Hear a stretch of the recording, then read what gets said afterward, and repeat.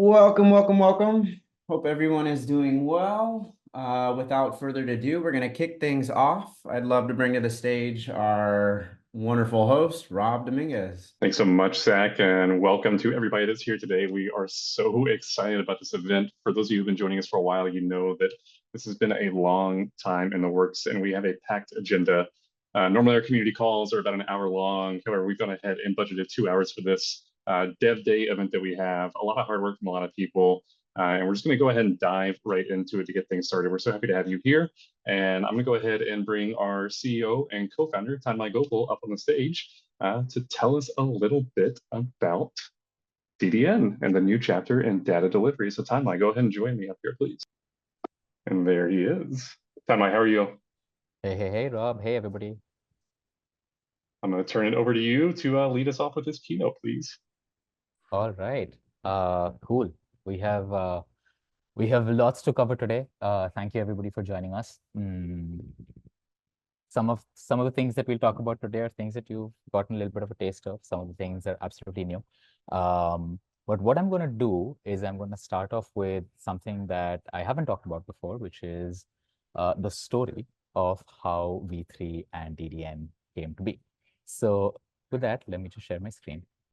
So in the fall of 2022, which is late in 2022, on what I describe as a foggy San Francisco autumn afternoon, unfortunately, a bunch of us were gathered together in a room with folks and our team dialed in from all over the world. And what we were starting to really think about was this kind of pattern that we were starting to see with our users and customers, which was something that we hadn't expected. And what we were seeing was successful users and customers starting to use Hasura more like a platform than a tool.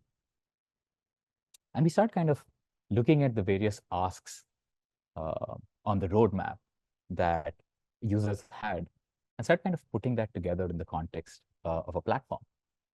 One of the biggest asks has been, for example, metadata modularization. Can I take bits of my Hasura metadata and think of them as reusable chunks?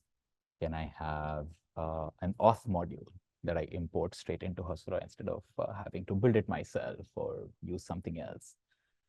Can I integrate custom code and not have to call out to a different piece because I already have something that exists? I already have a service that exists. I already have an API that exists. It's not just a database.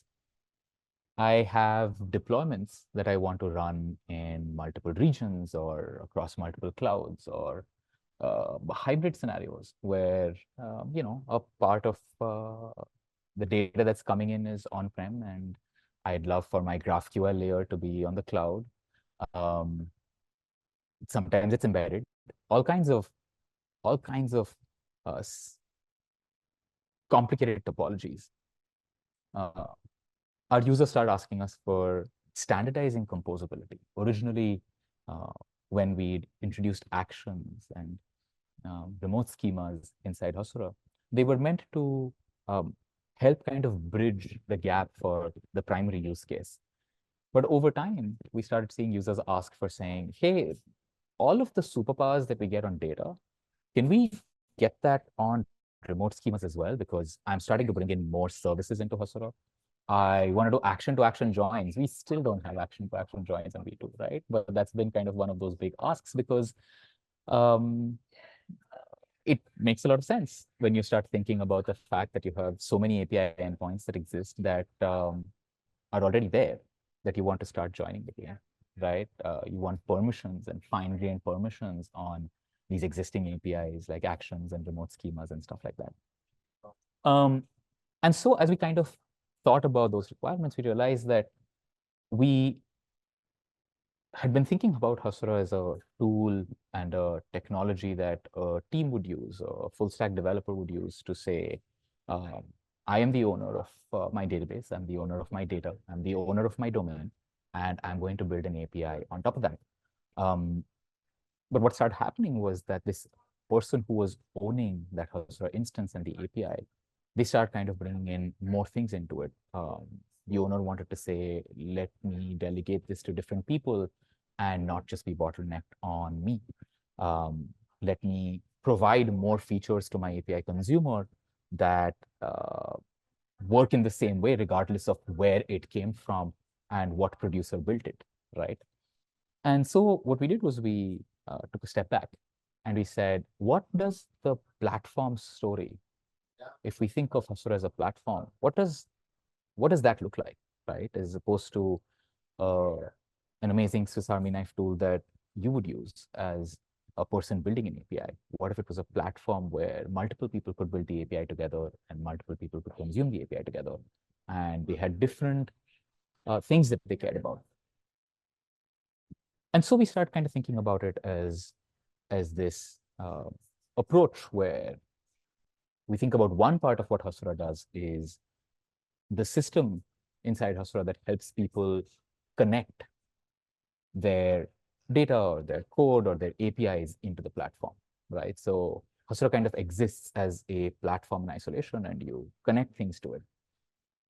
You have consumers who come into the platform and consume APIs, and they have an amazing API that lets them do whatever they want, whenever they want, however they want to. Kind of exactly what Hasura V1 and V2 did, but in a way that felt more self-serve and less coupled with the team.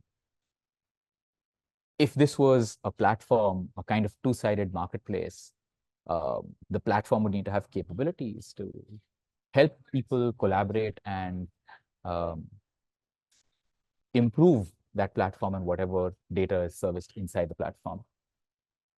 And we kind of started thinking about looking at our roadmap and looking at the way that we were thinking about Hasura V3 and DDN and the building blocks that we were putting together as almost opening Hasura up a little bit and opening up what we had done in V2 and making that more available, more customizable to all of the different folks who were involved in setting up a Hasura platform at any scale, whether it was whether you were thinking of it as a platform that you were building for yourself as an indie developer or a team or a large organization that had multiple teams. And that kind of started guiding our thought process on what the appropriate reference architecture. One of the things that I think backs the any successful platform is that insight that humans are social creatures that hate talking to each other. So the more the platform allows people to work in a self-serve way, and the less that we have to talk to each other, the better things get.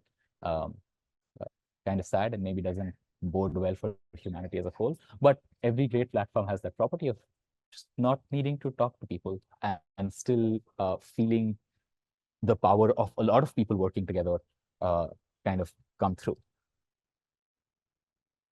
That reference architecture that was really simple with V2 kind of had to unpack and scale out a little bit, right? To say, what if it wasn't just data that was coming into Hasura, but it was data from multiple places? It was data and code. It was data and code and APIs. And it didn't matter what these things were. We still kind of generated the same API, the same superpowers that anybody could use, and maybe different teams could use when they had different needs and different kind of features that they wanted, different kinds of permissions and access control rules that they wanted, different kinds of onboarding experiences that they wanted.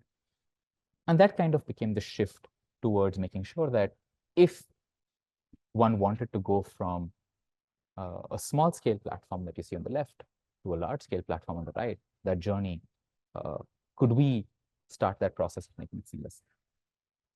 Putting kind of these pieces together is when we decided to call this the Hasura Data Delivery Network. And we started work about a year ago in building out some of those core portions and kind of validating some of the key architectural ideas that would form the foundation of V3.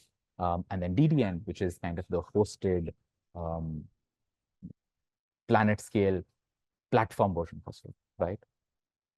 And that kind of started last year, brings us to today, where we're happy to roll this out in beta. It doesn't have all of the features for V2 yet, which I'll talk about in a second, subscriptions and event triggers and stuff like that. But they're all coming, they're in the pipe. And this kind of allows us to start using Hasura in a slightly different way, in a slightly more scaled out way, and also in a way that allows us to just bring more into Hasura, to customize it, make it more flexible, and to connect to more of the things and the ways that we already work without having to change the way that we work for all of the different people who are involved here. So with this, I'm going to see two ideas, and then we're going to get into demos looking at different bits of all of those people in that flywheel, right? We're going to look at API consumption. We're going to look at how to understand and discover what we have in our API. We're going to look at how we can connect all kinds of different things into Hasura. But as we look at this, for those of you who are thinking about GraphQL itself as a platform, I'd like you to walk away with kind of two key ideas, right? The first is the way that we built DDN, and in the demos that you will see, we want it to be the most seamless way to onboard an existing domain and for you to get a standardized GraphQL API. We want to be able to go from you have something and you want to get a standardized GraphQL API to be that we want that journey to be the fastest possible, not just when you start, but also when you iterate on that domain. Let's say you have a database or code or gRPC or GraphQL servers or OpenAPI servers, right? Whatever you have, whatever that domain is, you're going to be changing that domain. You're going to be managing that domain. What is the fastest possible way for you to kind of take that domain and get an API from that domain, right? And as you're thinking about this as a platform, it becomes really important because one of the biggest roadblocks to rolling out GraphQL as a platform is that lots of different people who own domains don't really want to build and maintain yet another thing, right? Because building and maintaining yet another API layer is just more work, and all of us could do with doing a little less work. The second piece is federated ownership of domains, which is that can each of the teams have their own microservice like CI/CD, right? Can they test and deploy independently? But get that feeling that it all feels like a monolith that's come together. We are collaborating as if it was kind of one code base, collaborating on this unified API as if it was one thing. We're getting build-time feedback. We're not having to roll out a microservice and then watch it break multiple things and then kind of come back and fix it, right? Can we get that monolithic like stability or property or collaboration or validation, but a microservice like independence and experience in doing things? And that's kind of one key idea if you're thinking about GraphQL as a platform, is how Hasura can help and how DDN can help support that journey as you think about scaling your GraphQL adoption across multiple teams. If you're already using Hasura V2, I'd like you to walk away with two key ideas. The first is, if you're thinking about scaling Hasura V2 itself into a platform, you're thinking about decomposing the database that Hasura sits on into multiple databases, or maybe you just want to start bringing in multiple sources inside. Maybe it's data, maybe it's code, maybe it's APIs. And if you're thinking about making that experience better because you want that to be a platform for your team or your organization, as opposed to you owning those multiple sources yourself. And the second part of this is, what do you think about V3 and DDN for two particular use cases that have been a thorn in your side for a long time? The first is, you want to get Hasura superpowers not just on your data, but also your code. We're starting this off with TypeScript, but whatever we're showing you would work with any programming language whatsoever. All we need to do is introspect that just the way that we introspect a data source or introspect an API. And the second is that you want our new pricing, which I will also talk about and has been a phenomenal amount of work over the last year and a half. So with that, let us dive into looking at Hasura in action and start taking bits of it. With me, I have Rahul. Hey, Tanmai. Hi, everyone. All right. So Rahul's on the product side of the house. And we're going to be, and Rahul's going to be looking at and helping us out with demos. Thanks for the questions on chat. Please keep dropping in questions and Q&A, and I'll take a stab, and the team will also jump in helping answer those questions as they come in. Cool. All right. So let's dive into the first element, and here's kind of what we're going to take a look at, which is a slightly arbitrarily complicated scenario, but just to kind of get a sense of what the experience looks like. We'll start with the consumer first, because the consumer and the API consumer is the person who decides if all of the work that we do in creating an API is successful or not. If our consumers don't like it, whatever we do doesn't matter. And if our API consumers like it, we have great success. So assuming that you have an e-commerce super graph, you have users, you have the product side of it, which helps you understand what the how you experience the product inventory and the product catalog. You have a section on the sales side, the order processing side, and then you have the analytics side. And all of them come from a variety of data sources. All of them can come in some cases from TypeScript code. And so we'll look at the details of that in a second. But we'll start off with, if this is kind of the super graph that I have, what does the experience look like if, as an API consumer, I kind of come into a domain that's complicated, right? I have hundreds of models, I have hundreds of entities, I have lots of things that are going on. I'm just I want to start using this API and understanding this API to build something. So Rahul will take us through a demo, and Rahul, maybe you can show us what that onboarding experience looks like when I'm not even yet at the stage of starting to use the API. I just want to understand what even exists in my API. Yes, and that's responding to a lot of what users asked in V2 about that read-only console. So happy to present the next gen version of that. Let me share my screen, please.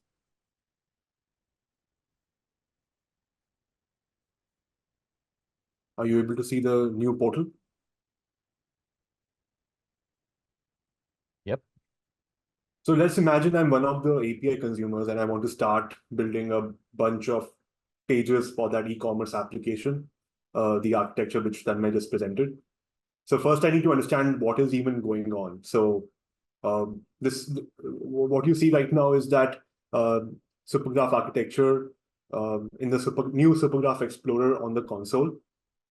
And I can start drilling down into the complexity by looking at which different subgraphs are in there. So I could look into this aspect and see, okay, I have a sales subgraph, and then as I search for it, I'm able to kind of look at different parts of the graph and reason about them. So I could do that on different names of subgraph. What if I want to kind of see, I'm interested in how products appear in the supergraph. So when I search for products, it tells me all the different models which have product in it and how they are related across different subgraphs and even data sources. So I'll do product, and as I'm building the e-commerce application, I want review information as well. So this really helps us navigate, because as you can see, the domain is pretty complicated. And as an API consumer, how do I even navigate this complexity? What is pretty cool as well is that you can find by root field as well. So let's say I have something like rating, which I want to see. But now rating appears in reviews. So let's look at the reviews model in more detail. And there we have the rating field under it. And then I can also search the supergraph based on description. So these are all the models which have meta description in it. So these are some of the ways I'm able to navigate the supergraph. And after having some sense of the lay of the land, I can go into each subgraph here and look at the landing pages. So if I'm looking at the experience subgraph, I'm able to see that there are different data sources, and these are all the models which are available to me. And I could drill down into particular database and look at that model and the details for that. So let's look at a products model in more detail, because that's going to be the center of our application. And so you're able to see not only this view where you can how the products model is connected to different models and commands across a supergraph, but you could also see a detailed ERD diagram, and we will use this as we build a complex application in the subsequent demos. But this gives me kind of a bird's eye view of how my products model is connected across different subgraphs and what other models and commands can I leverage as I think of API composition. And then things like metadata description. So in V3, we'll show a demo of how easy it is to add comments and descriptions to all metadata objects, and they appear in the product as relationships, a description as model description. And then if you would like, you could drill down into the metadata in detail itself and see the actual metadata in terms of relationships and the model definition. So we looked at metadata description, we looked at metadata viewer. The other great stuff is as you drill down into, we have this breadcrumb. You can always go back and look at different parts of the graph pretty seamlessly. And let's look at, as I'm discovering the products model, I see this relationship is interesting. So if I click on this, I'll be navigated to that part of this super graph, and I can go back and see where I started from earlier. So these are some of the ways we want to make sure that the API consumer is front and center as we think about the super graph. And let's try a product model out here. So quick try in GraphQL for that model, and then I'm able to make that query. And here we provide even more documentation as you onboard API consumers in terms of GraphQL documentation. So here, let's say if I look for one,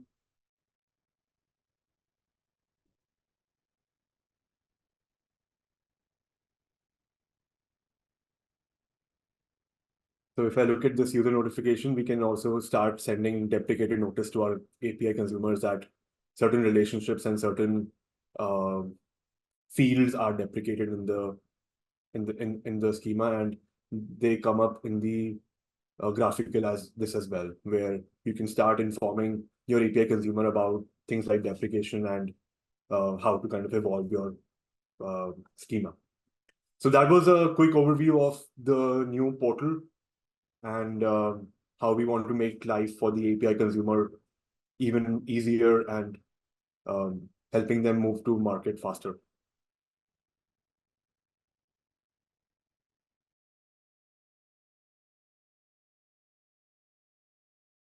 Thanks, Rahul. I think once we kind of look at this idea of like being able to understand our API, one of the things that was important to us was when we looked at kind of existing tools where you look at kind of API onboarding or understanding a GraphQL schema, you see a lot.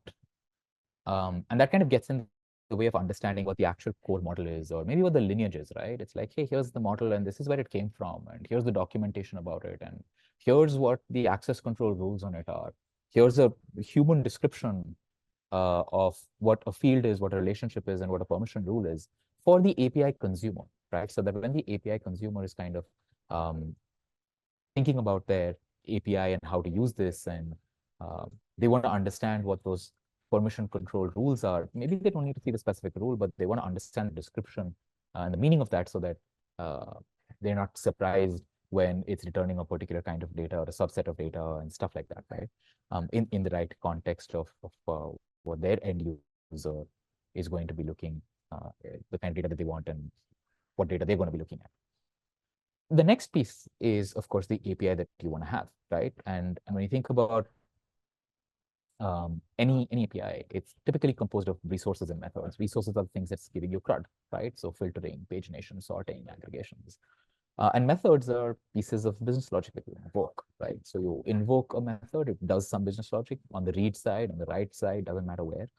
And it will typically return a reference to a resource or to a bunch of resources that you then look at, right? So from an API design, a standardization point of view, what you start kind of doing is start thinking about your API as, is my API describing a set of operations that can be done on a resource, Or is my API invoking a particular method? This is the terminology that you'll see in Hasura that is now kind of more front and center, which is what we call models and commands, right? So models are things that have very standardized ways of querying it, and commands are methods that you're invoking that can then reference other models or other commands.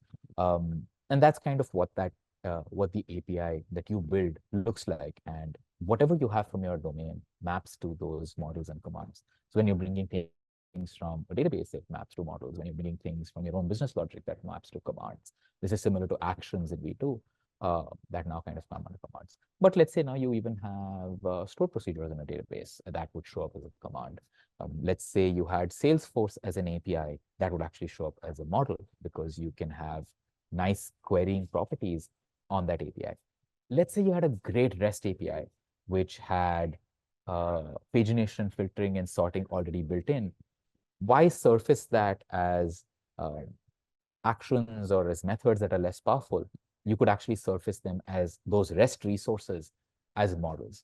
So that kind of unification that Hasura provides, where it doesn't matter what is below the Hasura abstraction, as long as ultimately it shows up as either a model, which is a resource, or a command, which essentially is the idea of invoking a method.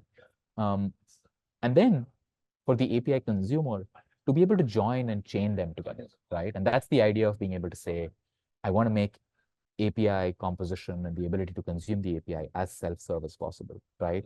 And that self-service experience depends on how much I can get for free.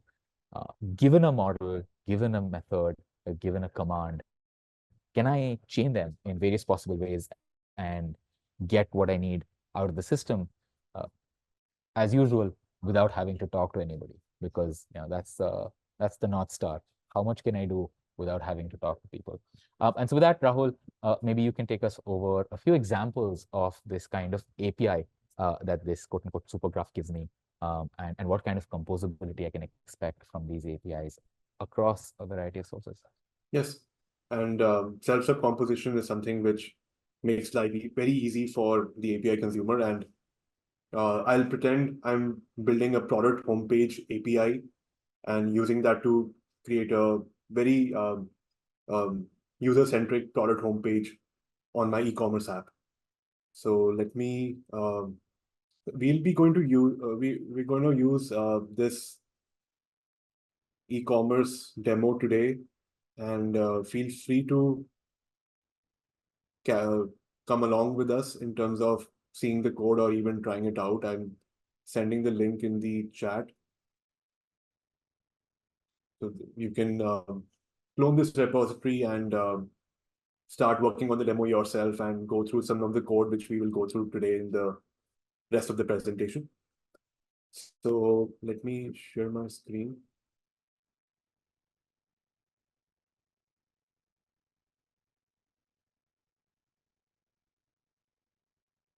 So this is a kind of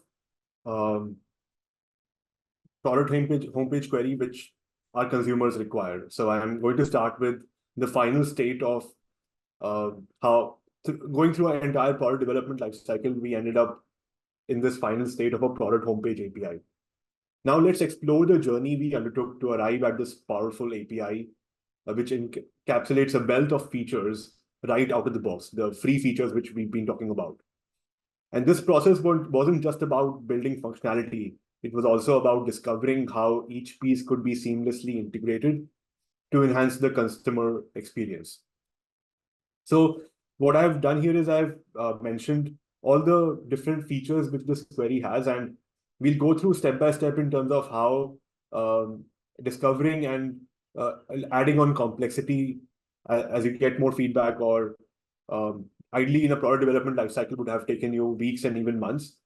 But what we want to show you is that through on-demand self-serve composition, how can you just reach the final state from day zero? So first, what I will do is I will look at a very simple part of the query, which is just discovering the product model. So if I... Rahul, real quick, we're right now seeing your presentation, not your Explorer.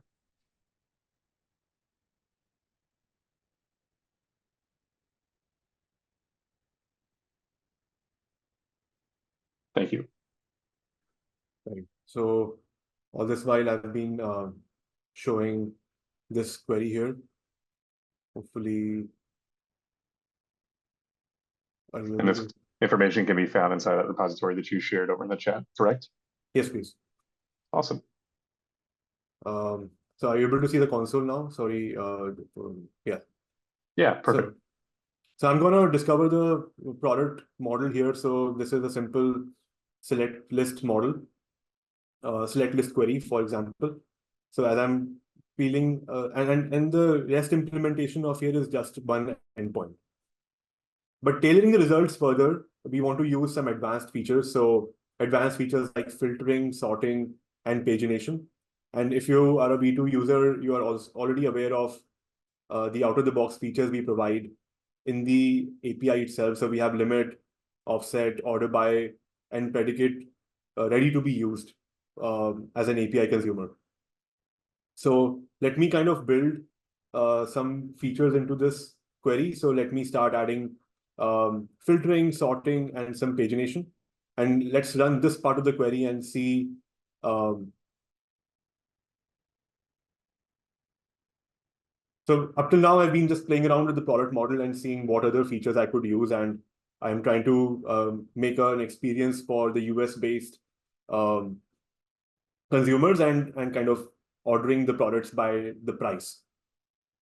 But this is where things get interesting, because if you see the equivalent REST API URL, the REST API URL is getting pretty difficult to manage as I'm adding these different features. And this is where we want to like up level the complexity even one bit by the fact of discovering deep relationships. For example, if I go back to the console viewer, I happen to see there are a bunch of relationships which I can look at. For example, manufacturers. Wouldn't it be cool to kind of give a manufactured by feature to my consumers as well? And then if I see further, I see there is orders, and within orders, I would say there is user relationship. So on the same page, I could eventually give a latest order and also a user activity feature to my user. So let's bring all of that together and see how that kind of query would look like. So if I bring in the nested option, these power of a relationship is that I'm able to get all of this for free. So if I run this query now, I'm able to get a kind of a, as you can see, we are planning the query and then traversing different nodes. And if you are been building it yourself with other frameworks out there, these are some of the things you will have to do to get this. So I'll zoom in a little bit here. In the REST world, you will have to fetch experience products and fetch categories for each product. You might need to make multiple calls depending on the number of products. So you get the point. Like as much as nested we get with this query, the more difficult it is for you to navigate the complexity. And then the ability to implement nested filtering with the category model allows us to divide our product homepage query. And so let's look at nested filtering, because now what I want to provide to my customer is just the top t-shirts in US. So I'm able to leverage this nested filter where categories happen to have a different model. And we are soon coming up with nested filtering in remote relationships as well. There's an RFC out, which we will share with you. So this is the final part of my query. I am still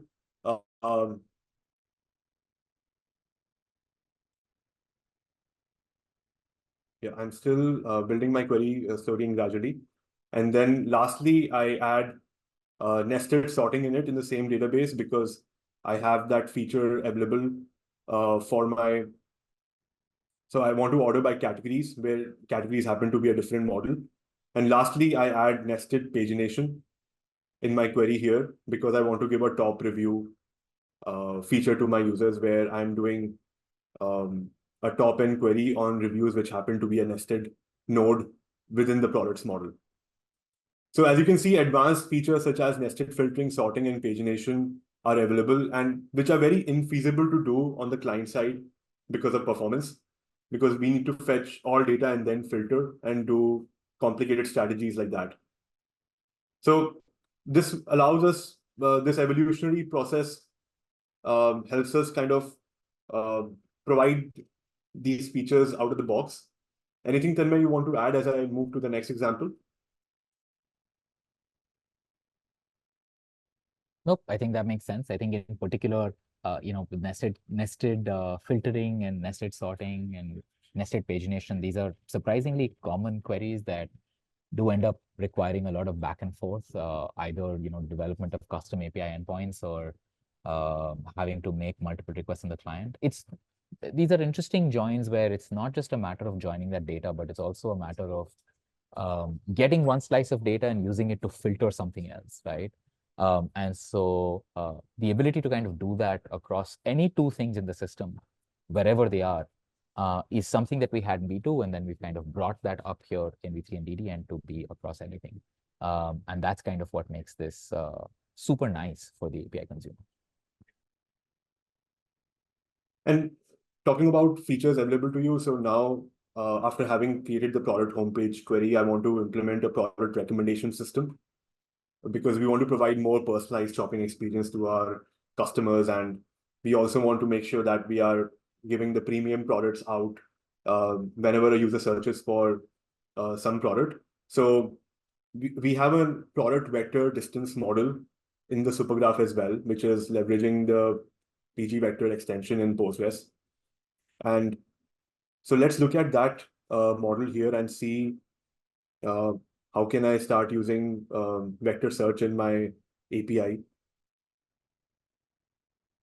So if I run this query, I'm able to give it a query vector and then it provides me, does a nearest distance calculation and provides me all different products and the distance from the query vector, which I just provided.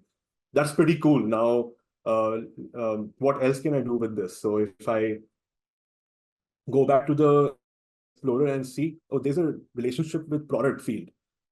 Does that mean that I could do some more complicated stuff with this?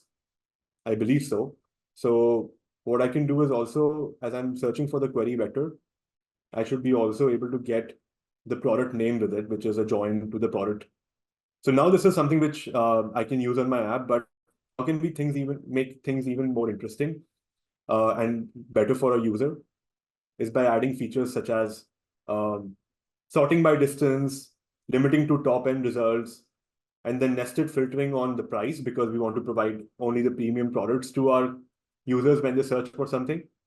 So if I end up running this query, there you have a product recommendation system ready for you using features which you didn't have to ask an API producer to provide. So I'm able to provide nested filtering and top-end along with a query vector search. And lastly, I think the last application we want to go through today is designing a sales order listing page, where we want to provide the administrator a tool to kind of manage all these orders. So let's look at the order model and what we have there. So if I go back to, and these are queries which you can try on the project which we just shared with you. So in the, let me go back here.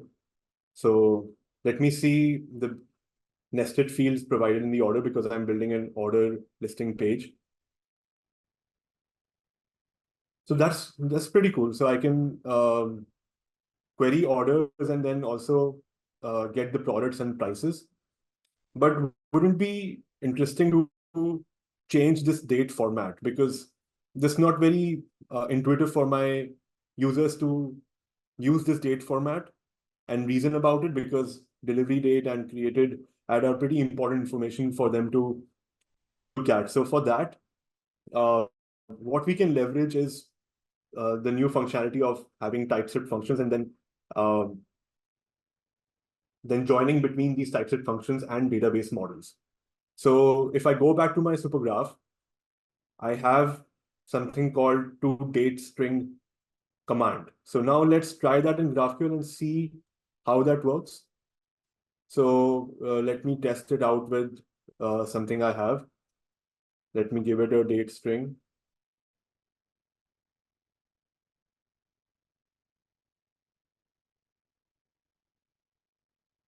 So that's great. So it kind of formats the date for me. This is something, yes, I want to give to my consumer. And I also want to do kind of use it in different fields as well. So let me do a date transformation using this command. And as you can see, how we are leveraging this behind the scene is if you go to the order modeled here, there are relationships created to this command here, as you can see, formatted, created at, and formatted delivery date. So how everything comes together is by running a query like this, where I am able to pass that typeset function and format the date on the fly for these two fields.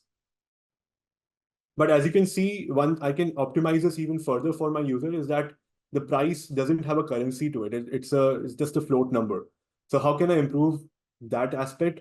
Let's see if I can use a command to make that user experience better. And I believe I can. There's a two currency string command in there. Let's try that in GraphQL and see what does it do. So let me give it a number and run this.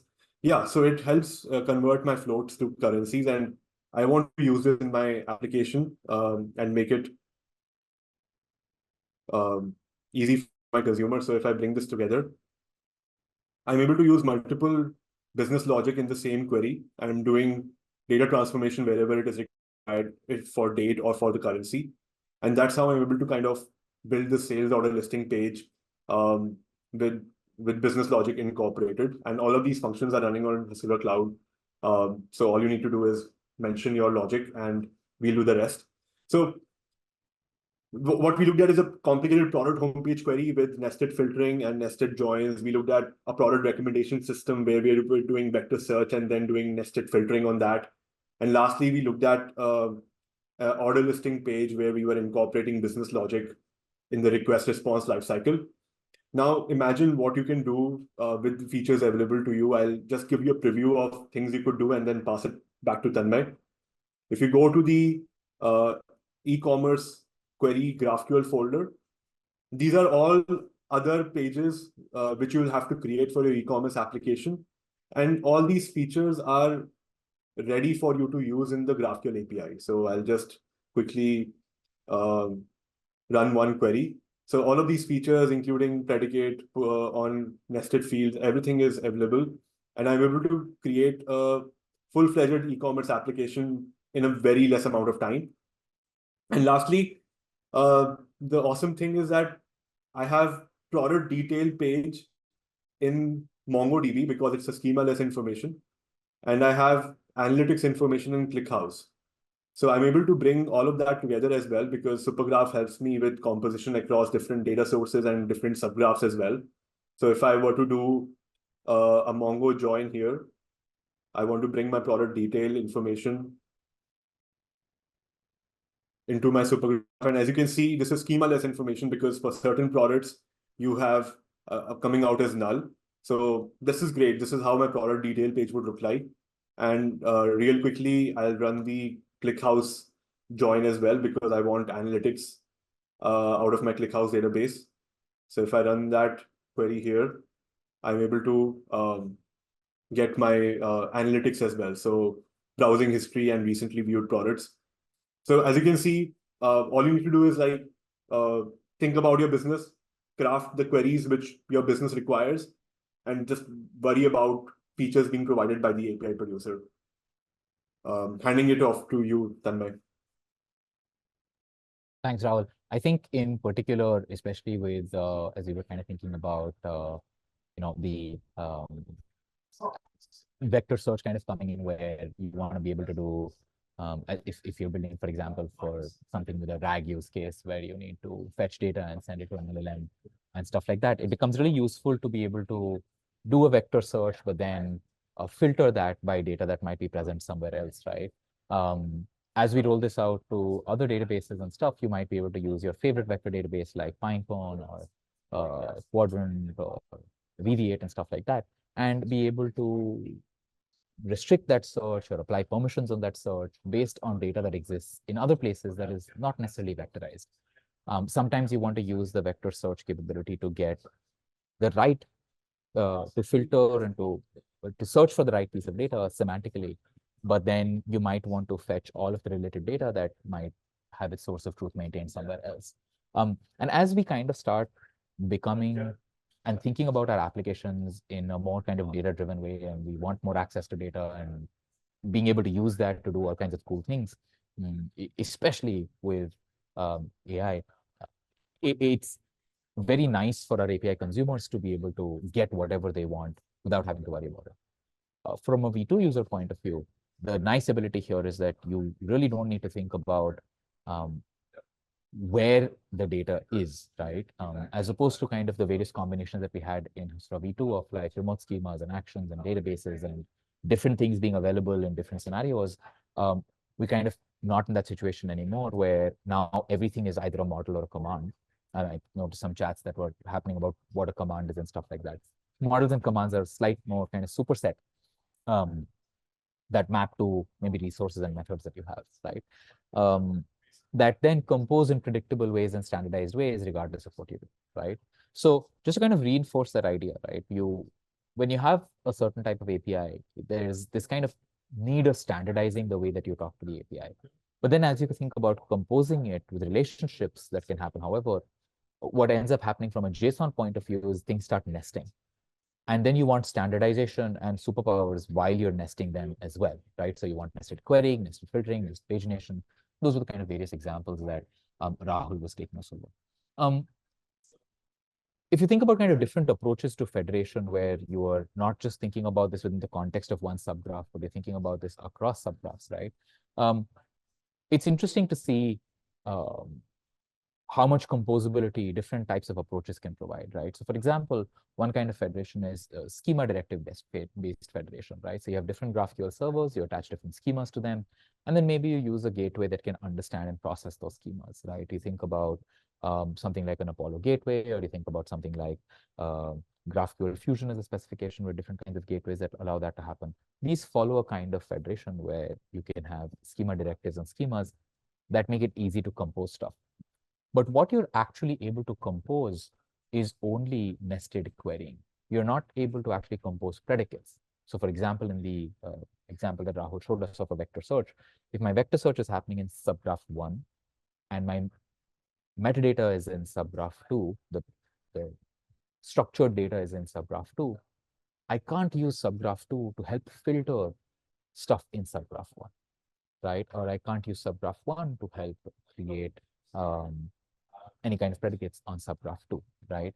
And if you were building a layer that aggregated these manually, for example, you were doing something like GraphQL schema stitching, maybe you'd be able to write all of those custom resolvers and arguments that would be able to do it themselves. But the nice thing with DDN, powered by the V3 engine, is that you're able to make all of this possible regardless of kind of where it comes from, all the way from nested querying to nested aggregations. And that makes it very nice for the API consumer, right? That kind of standardized API, regardless of what you're doing, makes it really, really nice for the API consumer. The next thing that we're going to talk about, and we're going to speed through this because we're running out of time and I need to show you, but is that this composability business of being able to do so many things comes at a cost, right? And that cost is performance. So how do we ensure that like the performance is really good? If our API consumer wants to run a query that wants a lot of things, right? They're doing a lot of nesting and a lot of filtering, and okay, whether it's GraphQL or not doesn't really matter, right? They just want a lot of things. The way that you would typically do it is that you would implement an endpoint that does a lot of those things in one place and then gives that to the consumer, right? And when you're kind of doing that, the theoretical best performance that you can achieve is kind of like broken down into a few layers, right? So if you think about it, your database itself probably has a latency of less than 10 milliseconds, right? If you think about your code, if your code is doing stuff, that can probably execute the stuff that you need for a transactional API sub-millisecond. But when you kind of wrap that up into an API, your latency starts suddenly becoming hundreds of milliseconds. And then we wrap that into like GraphQL that is getting data from so many different subgraphs. That latency starts becoming like seconds, right? And sure, like for those of you who are using Hasura in this kind of scenario, you might not be seeing this, but in other situations, right, you run into this kind of problem where you have several layers. And if you look at the core of your system, it can actually respond really fast. But by the time it makes its way to the end, things have gotten really slow, right? And so how do we prevent that? And how do we prevent that problem? With two key principles. And the first is to make sure that with V3, we set up an architecture that allowed us to create optimizations that were specific to a particular source. That was, if an expert kind of sat down with the system with a particular source and understood that this is a particular database, or this is a particular code base, or this is a particular API, there are going to be best practices in how I interact with that system. And if I'm going to be implementing an endpoint that does a lot, I would handwrite all of those specific querying capabilities, or the way that I compose things, or the way that I fetch data, whether I batch it or not, and all of that I would do myself. So I need to be able to, Hasura as a platform needs to be able to provide that ability to create those custom optimizations, or either at a generic connector level, or for you as a user to kind of go in and customize that. And the second general philosophy is to do a query pushdown, which is to try to push down as much of the work as possible to the lowest layer, right?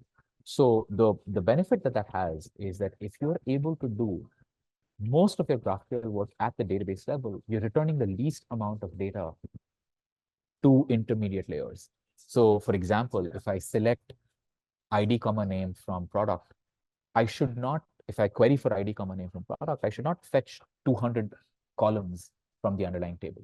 I should fetch just the two that I need, right? I should actually translate that into a query that says select ID, name from product, right? I should not translate that to a select star from product and then fetch an additional 98 attributes that I need to filter out at the API level. So you want to get the least amount of data from that lowest possible layer, which you can achieve by doing a query pushdown, right? And so all kind of optimization principles in this data fetching layer will follow the same philosophy of saying, is our query optimized to work with a particular source? Are we pushing down as much work as possible into the source so that we're returning the least amount of data to our downstream clients, right? We use these ideas in V2 to build a query compiler. And with DDN, what we've done is we've made this kind of federated. It's same concept that we've taken, and we've kind of made that more distributed and available for whatever connectors you have, including, of course, for language connectors as well, right? And so Rahul, maybe you can show us one or two examples of what these query plans look like. And then in the interest of time, we'll move to the next section on pricing.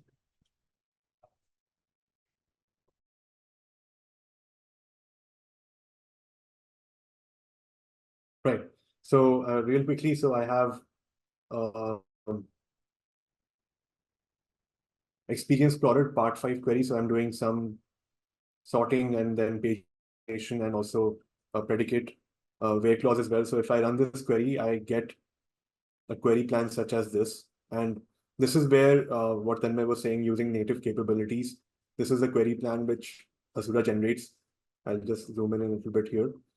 And as you can see, we are using JSON aggregation functions and other pushing the predicate down in the where clause here, and then also doing lateral joins. So the best possible manner, we could auto-generate a SQL for Postgres. This is what we mean by native capabilities, something which V2 users are already aware of. But what this provides you is if I run a large, so I have two databases, one with 5 users and one with 1,000 users. So let me just run that query across those two different databases. So if I do it on the smaller database, I get this latency, 400 milliseconds. And if I switch my build to a large database and then run the same query, I'm getting penalized by few 400 milliseconds, but I'm able to do this order by filtering on large data sets without a lot of performance degradation because of this compilation approach. And now what's very cool in B3 and DDN going forward is the concept of native data connectors. So if I were to do a predicate for MongoDB, for example, so let me run a Mongo predicate here real quickly.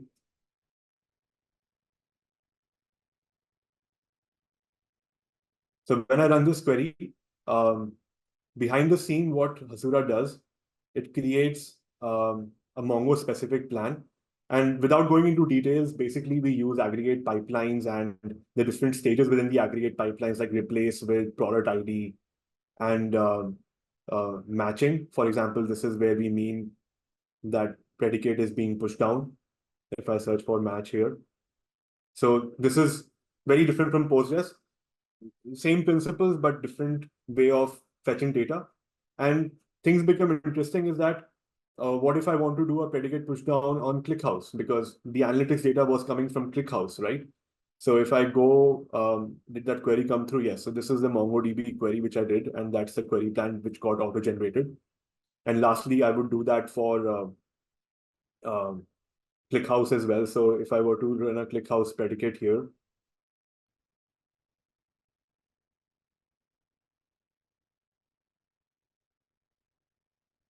so as this query is running, I will just show the kind of ClickHouse SQL which we generate. And as you can see, the elements here are different. We are using group array functionality of ClickHouse. We are using tuple elements. We're using cast, which is the dialect in ClickHouse, and we're also using things like format JSON. So this is what gets auto-generated for each kind of query, optimizing it for that particular database. And what's really cool is that this is also available for TypeScript functions. So if I were to quickly kind of show you a TypeScript batching capability.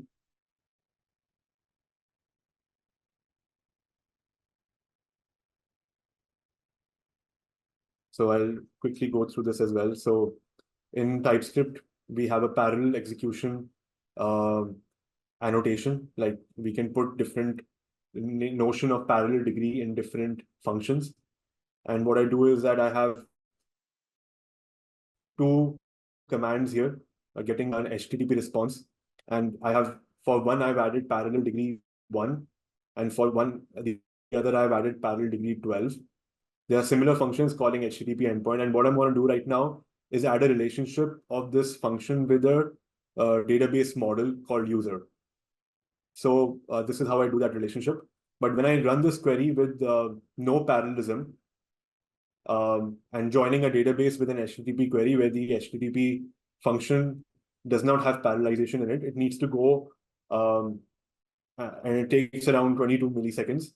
But the moment I run the same query with a function which has parallelism enabled for it, and these examples are in the e-commerce repo, we can go through that at a different time. The latency is reduced by at least 1/3.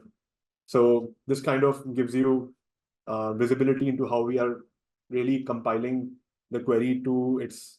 So if I look at this, this is the benefit you get from Hasura as 2 levels of compilation. One, query planning at the API server level, and then connector specific compilation or efficiency for each data source you're joining towards. Awesome. Thanks, Rahul. And so in detail, if you look at our notes on query planning and documentation, you'll see that there's a whole bunch of different kinds of query planning strategies that are possible, and connectors can kind of implement them in different ways, right? Some connector would prefer making multiple requests.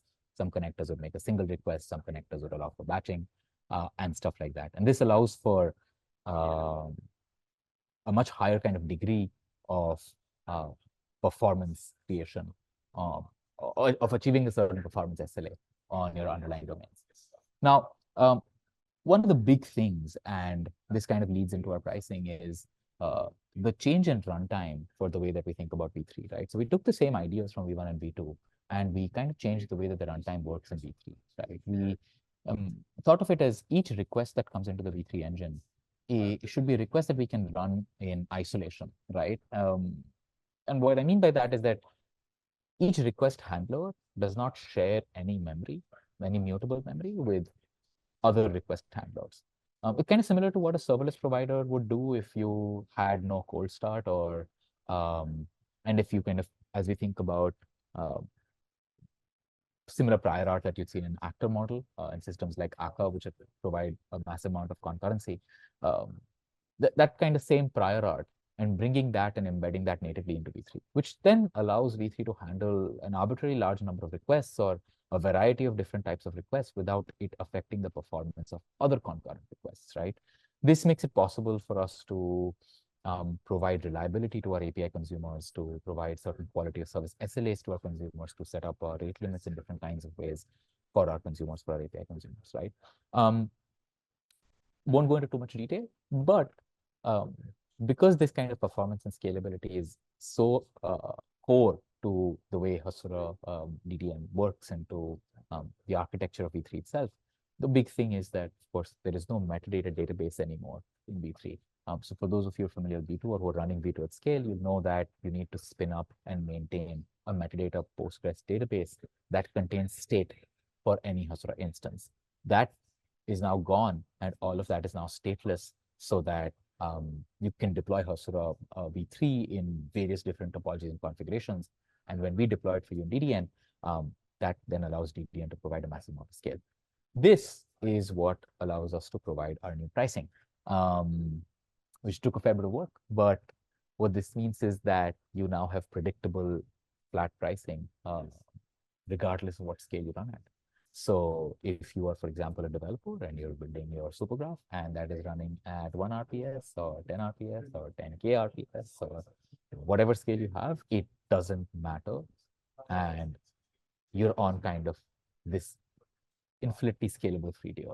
This was a big engineering goal for us to make our data delivery network almost feel like the first time Cloudflare CDN came out, where suddenly I had the ability to think about static content without having to pay for bandwidth, right? The same idea that you can now run a supergraph at any scale and have that be predictable. Now, if you're a team or if you're doing kind of federated collaboration, you have your pricing that depends on how much of your underlying domain is being actively used, right? So let's say you, for example, have 1,000 models and commands in your system, but only 100 are actively used, and you're in a team, and you want observability capabilities, and you're a team that's running this in production. Your pricing is going to be based off $5 per active model per month. And again, at any scale whatsoever hosted by us, doesn't matter.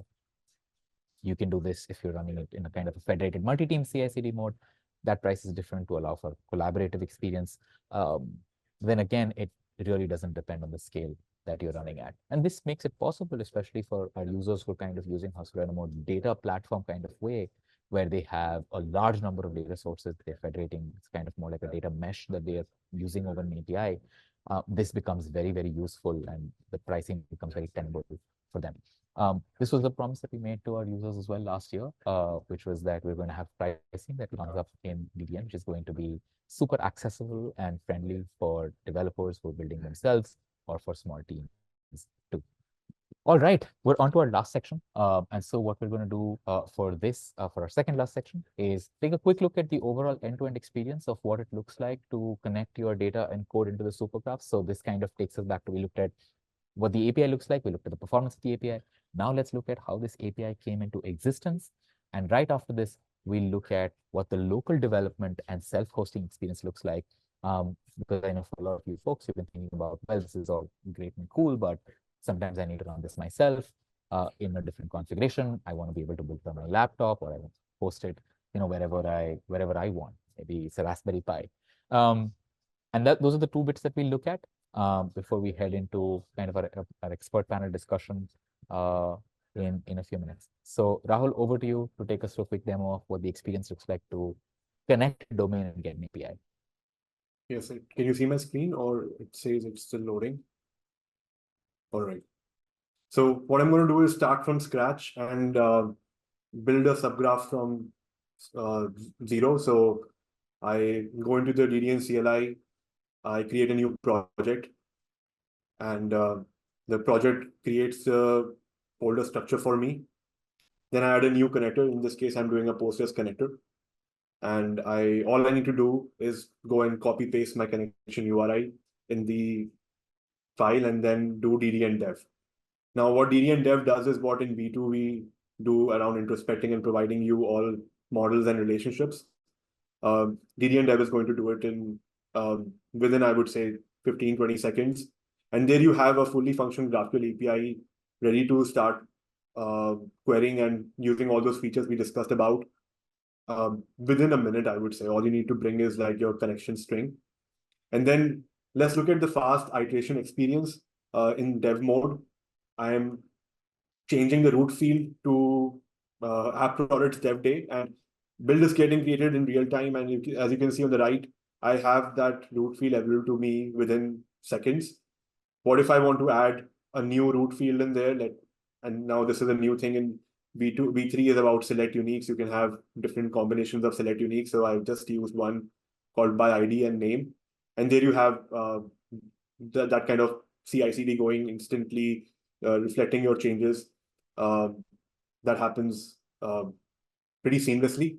And if we were to kind of take it one step forward, I have a user subgraph here. And let me look through the user subgraph. And as I mentioned, the fast way of you can add root fields. Here, I'll also be iterating on my metadata a little bit. So we can add descriptions, we can add deprecated. So first part, what I'm going to do is change the root field here again and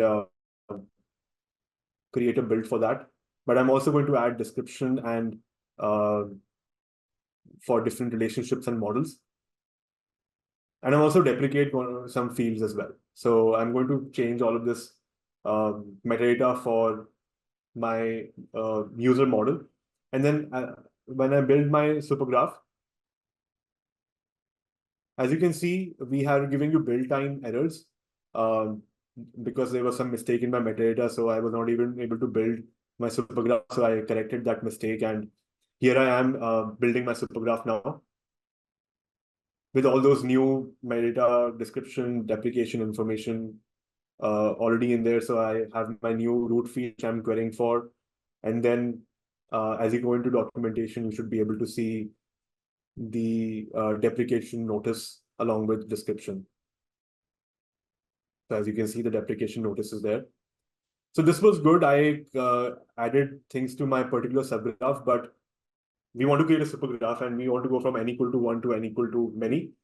And that's why we're going to create a sales subgraph now and add some functions to it. So let me first add the currency function, which I showed you before. So I'll go to function.ts and add that currency function.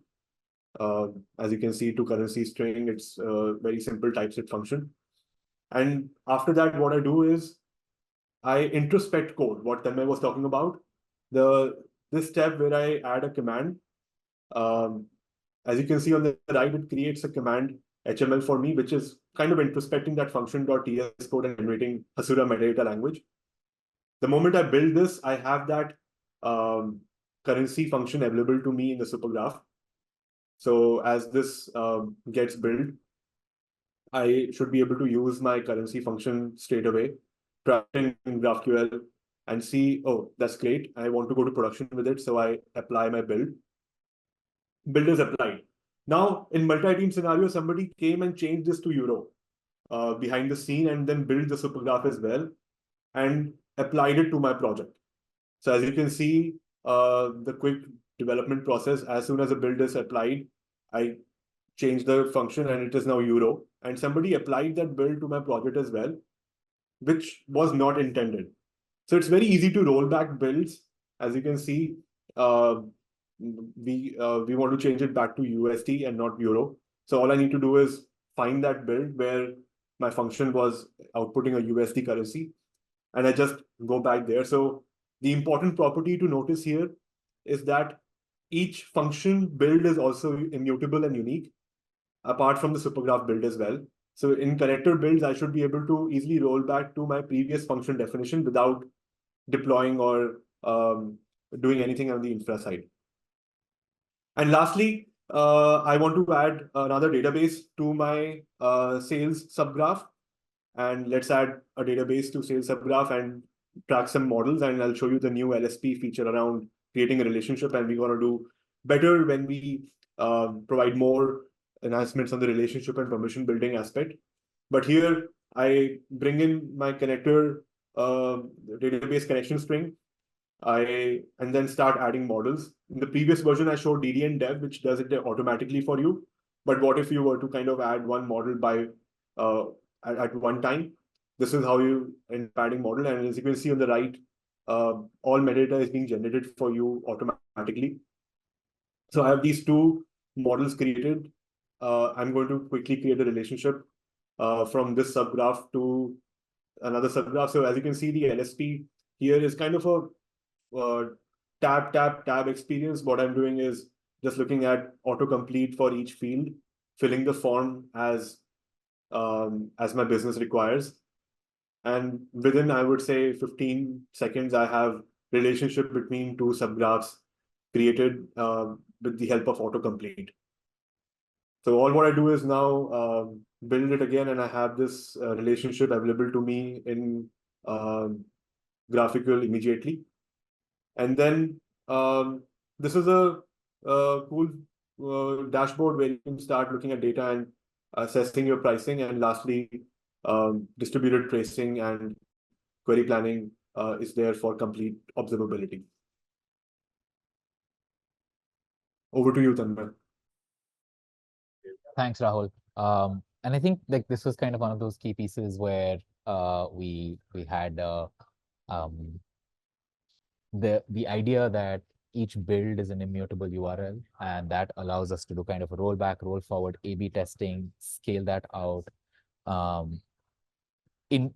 Especially in kind of a federated context as well, right? Imagine that any particular change that I make to my subgraph results in an entirely new supergraph build URL that is accessible, that can then be promoted into production, or I can roll back on, or I get build time feedback on, right? It's an incredibly powerful idea, and a very powerful building block for doing amazing things with. That becomes possible with kind of the new runtime that we have in V3 as well. With that, I know we have only a few minutes left. And Akshay, if you're on, maybe you can do a quick demonstration of what the local development experience looks like. Yes. Yep. Okay. So our engine and connectors are already open source in several repositories, and we're also bringing first-class support to for local development to our tooling. And this is a preview demo of what that looks like. So I'm going to jump right into it. While we do other stuff, I'm just going to start up the Docker Compose containers. So while that gets started, just a quick recap of how the different components are working. The engine handles answering the query, and the engine sort of compiles this to run against different data sources. And every data source has a connector, which is specialized for that data source and speaks a common language to the engine, which is the NDC spec. So to start off with, let's see what it takes to add a Postgres database to our API.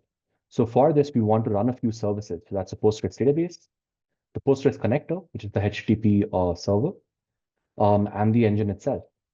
And let's go ahead and look at our Docker Compose file. And we see that the engine has a definition. There's the Postgres database itself and the Postgres connector. Okay, that's good.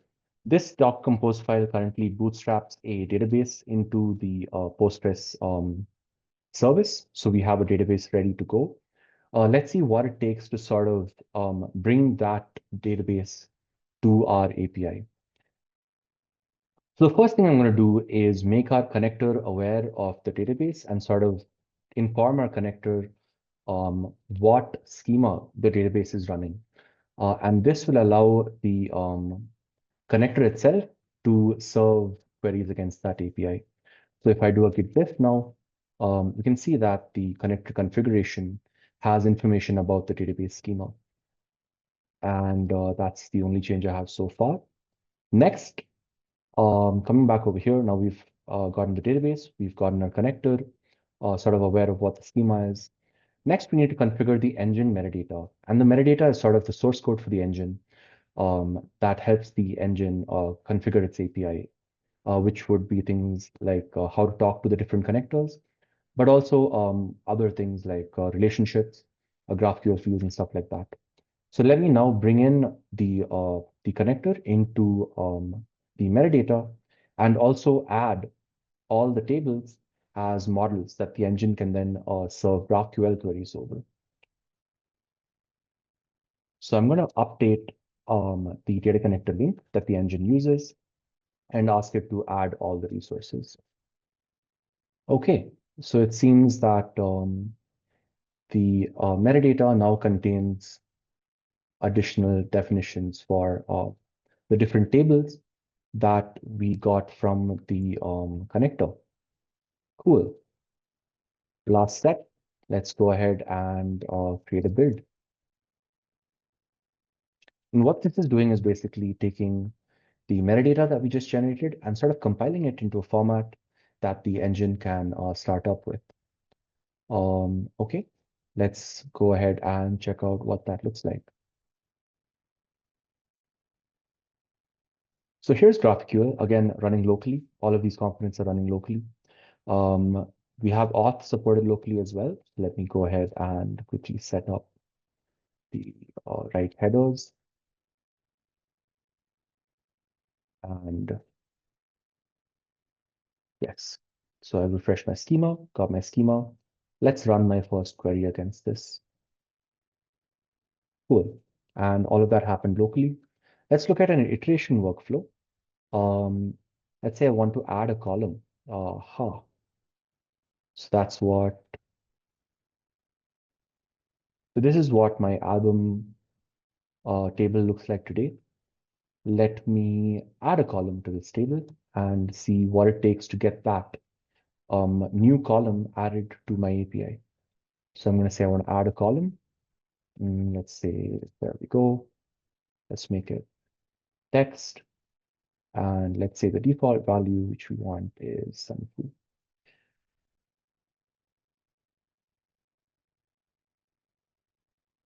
Okay, all right. That seems right.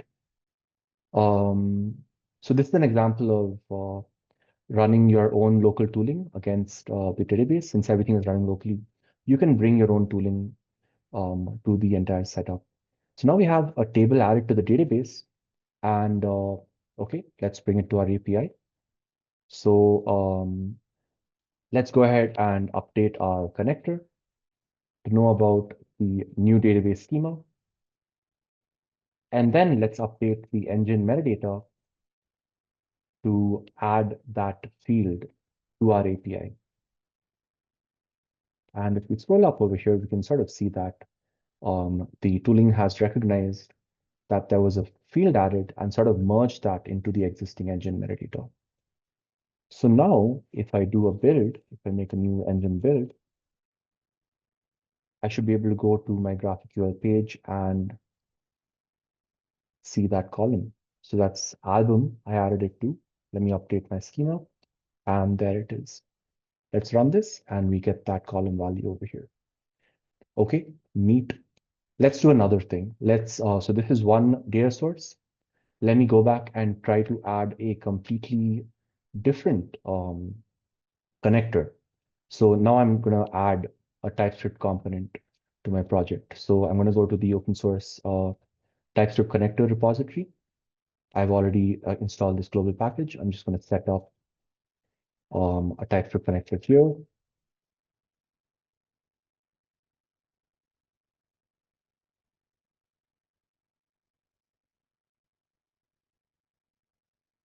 Okay. Beta, please. And it's going to set up some initial files. And it turns out for the TypeScript connector, I'm not going to use Docker at all because a connector is just another HTTP server. So I'm going to use my own node environment to run this. So while this is setting up, maybe we can go check out if it scaffolded some files. So here's a functions.ts file. And here's a TypeScript function. And we're going to make this TypeScript function turn up in our API. So we could repeat all the steps again, which is, so here there's no database introspection. So the connector already knows about the TypeScript function. But I could go ahead and add this, this connector, the new connector schema to my metadata and then create a build. But as a convenience, I have a command which is DDN dev that's going to take care of everything for me. So first, let me start the TypeScript connector in watch mode. So the connector is now going to watch my TypeScript file and just restart the container, the connector, whenever it sees the functions change. And now that I know my connector is running, I want to update my metadata and then do the engine build and get my API. So what I'm going to do is I'm going to go ahead and say DDN dev. And that's done it for the Postgres database as well. Aha. Okay. So before I do this, let me make my metadata aware of that new connector. So I'm going to configure my metadata to add a new connector to it. And let me call that connector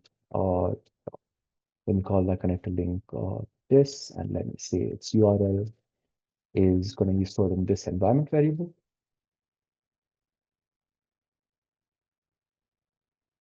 So this is now configuring my engine to talk to that connector. Let me give it that. So this is where the HTTP server is running. And now let me go back and try that command again.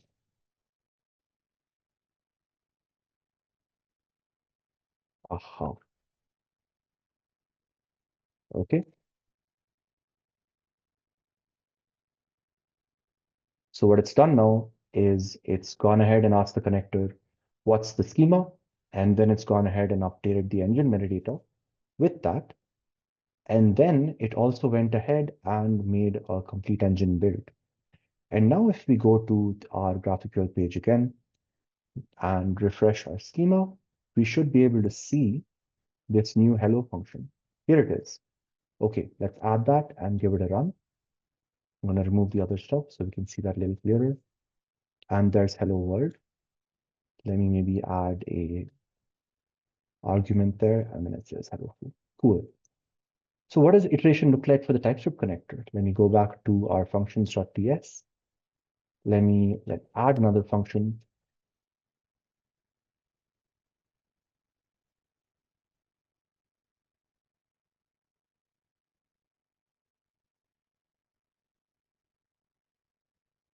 And now go back and run DDN dev. And this time, my tooling tells me it found a new function, and it sort of generated the metadata we need to bring that into our API. So if we come back over here and refresh the schema, we have the sum function. And now I can go ahead and run that as well. Okay, so that's our demo for local tooling, where we run all these. Here's another cool thing we can do just for end that. Here's traces, again, running locally. So all of our observability info also is available locally. You can sort of see at a very granular breakdown how the query reaches the engine, and then how it sort of fires off different bits to the different underlying connectors to serve that query. So you can go ahead and optimize the stuff locally as well. And that's the story of a preview demo of local dev right now. Okay, thanks. Thank you, Akshay. That was incredible. Also because I think it was the hardest demo through our call, which was done entirely live. So great job, Akshay. This was this kind of the experience where you're setting it up a Docker. Like you can see, kind of the experience of the difference is that, yeah, David will be part of the call. I saw your question in chat as a link to this recorded version of the call. What's really nice is that, of course, everything is kind of powered by Docker. You're running your local tooling. It's not some, like we've moved, I remember we showed you folks a demo of Deno. We moved it over to Node.js. And so everything is now kind of just your local NPM tooling. that you're able to use. You're able to take that Hasura system and you're able to run that locally. You're able to run that wherever you want to run Hasura. I think one of the kind of nice things about this is that we've been able to move the whole thing into a CLI first workflow. So as you see kind of those, as we move through beta and stabilize our CLI commands by the over the next few days, you'll see that all of those operations that were clicks on the console are essentially now DDN commands. Right? So just like you would go to a console and say, add database, it's now DDN add connector. You would look at the entire, you load the page to see the introspection result, and that's DDN kind of introspect connector, introspect source, right? You'll be able to track a particular command or a model, and that's DDN track or DDN add model, add generate. So all of that is now CLI driven, which is different, but what it opens up is an amazing amount of automation and superpower for you, especially if you're coming from the non-Hasura world and you're thinking about how Hasura works in the context of GraphQL in general.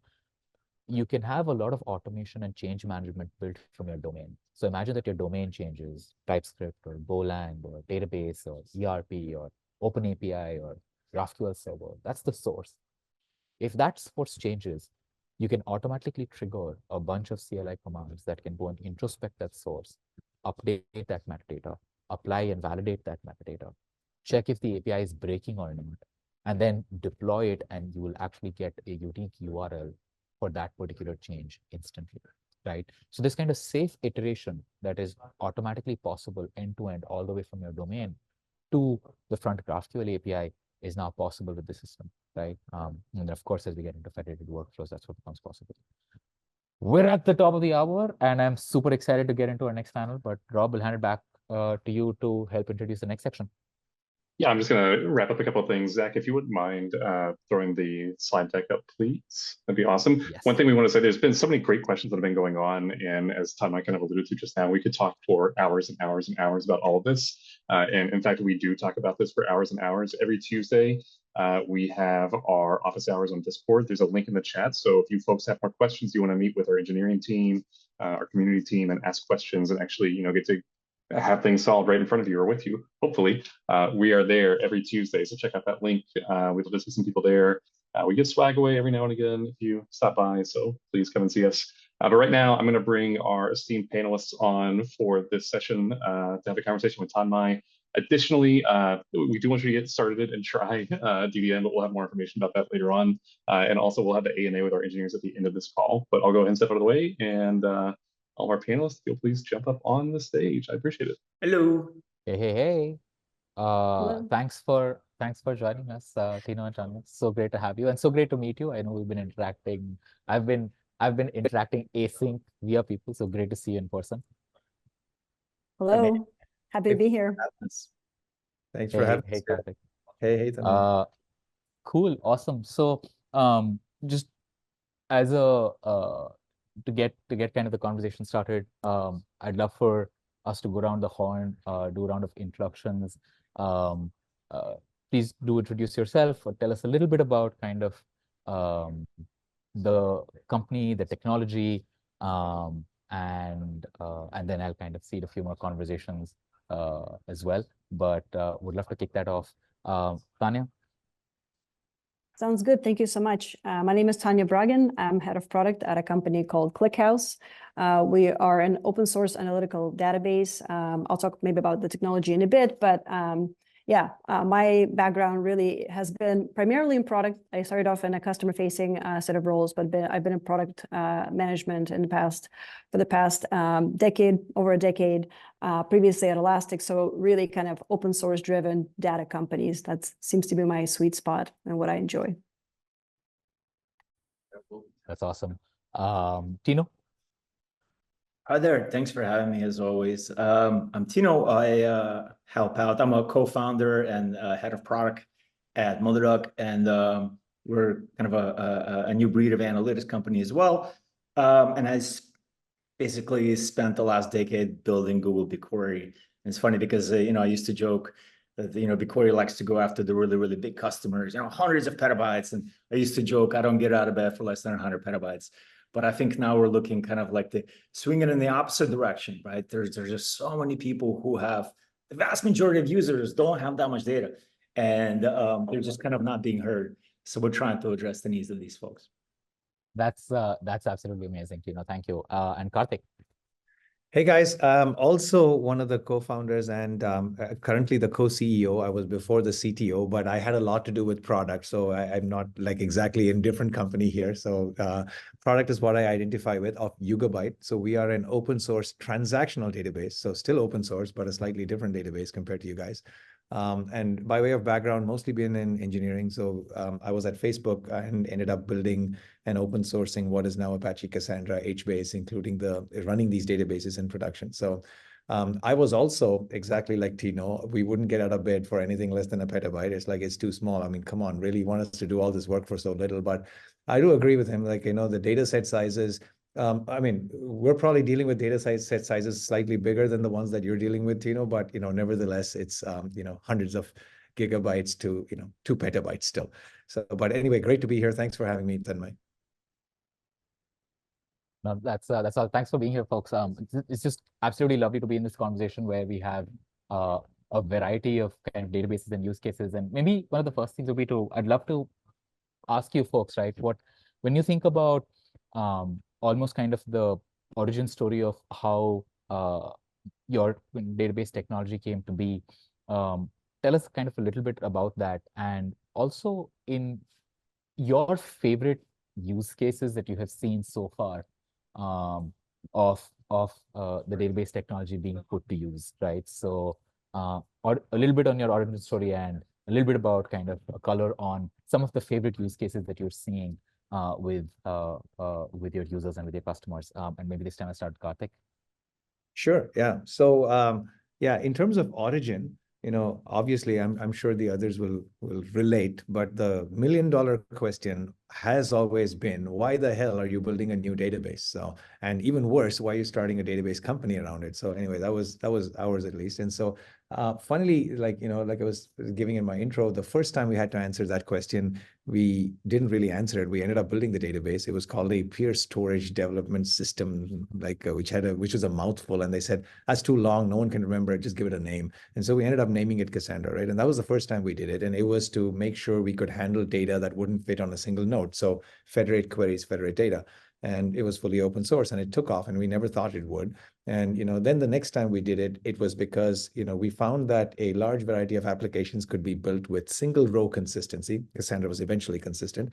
And so we ended up building HBase, but it was operationally very hard and we gave up some availability properties, right? And the third time we did it in Facebook, and this time it was too hard to open source it, but we went ahead and did it anyway. So this was for SSDs and zones and regions and the cloud, right? Like more. But we retained the properties of Cassandra, scalability. We retained the properties of HBase, single row consistency.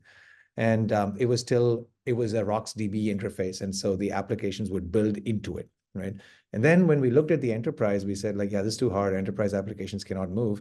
So the bottom line was we wanted to build something that would work in zones and regions for SSDs, AKA cloud native architecture for transactional applications built on relational databases. So ergo, we said Postgres on top, keep it the way we built a lot of these databases at the bottom and, simplify the way people build cloud native applications. So there it is. Our mission was to simplify, mission critical data in the cloud native world. So use cases, well, there are a lot of interesting use cases. I think the interesting piece about Yugabyte DB is even though we're a small company, obviously, when you go after transactional databases, which is mission critical data and resilience and availability, which is what we offer, and the ability to scale, that attracts some of the biggest workloads in the world, right? So we do have a lot of very, very interesting workloads we're proud of, like a bunch of e-commerce companies like run their product catalog on us.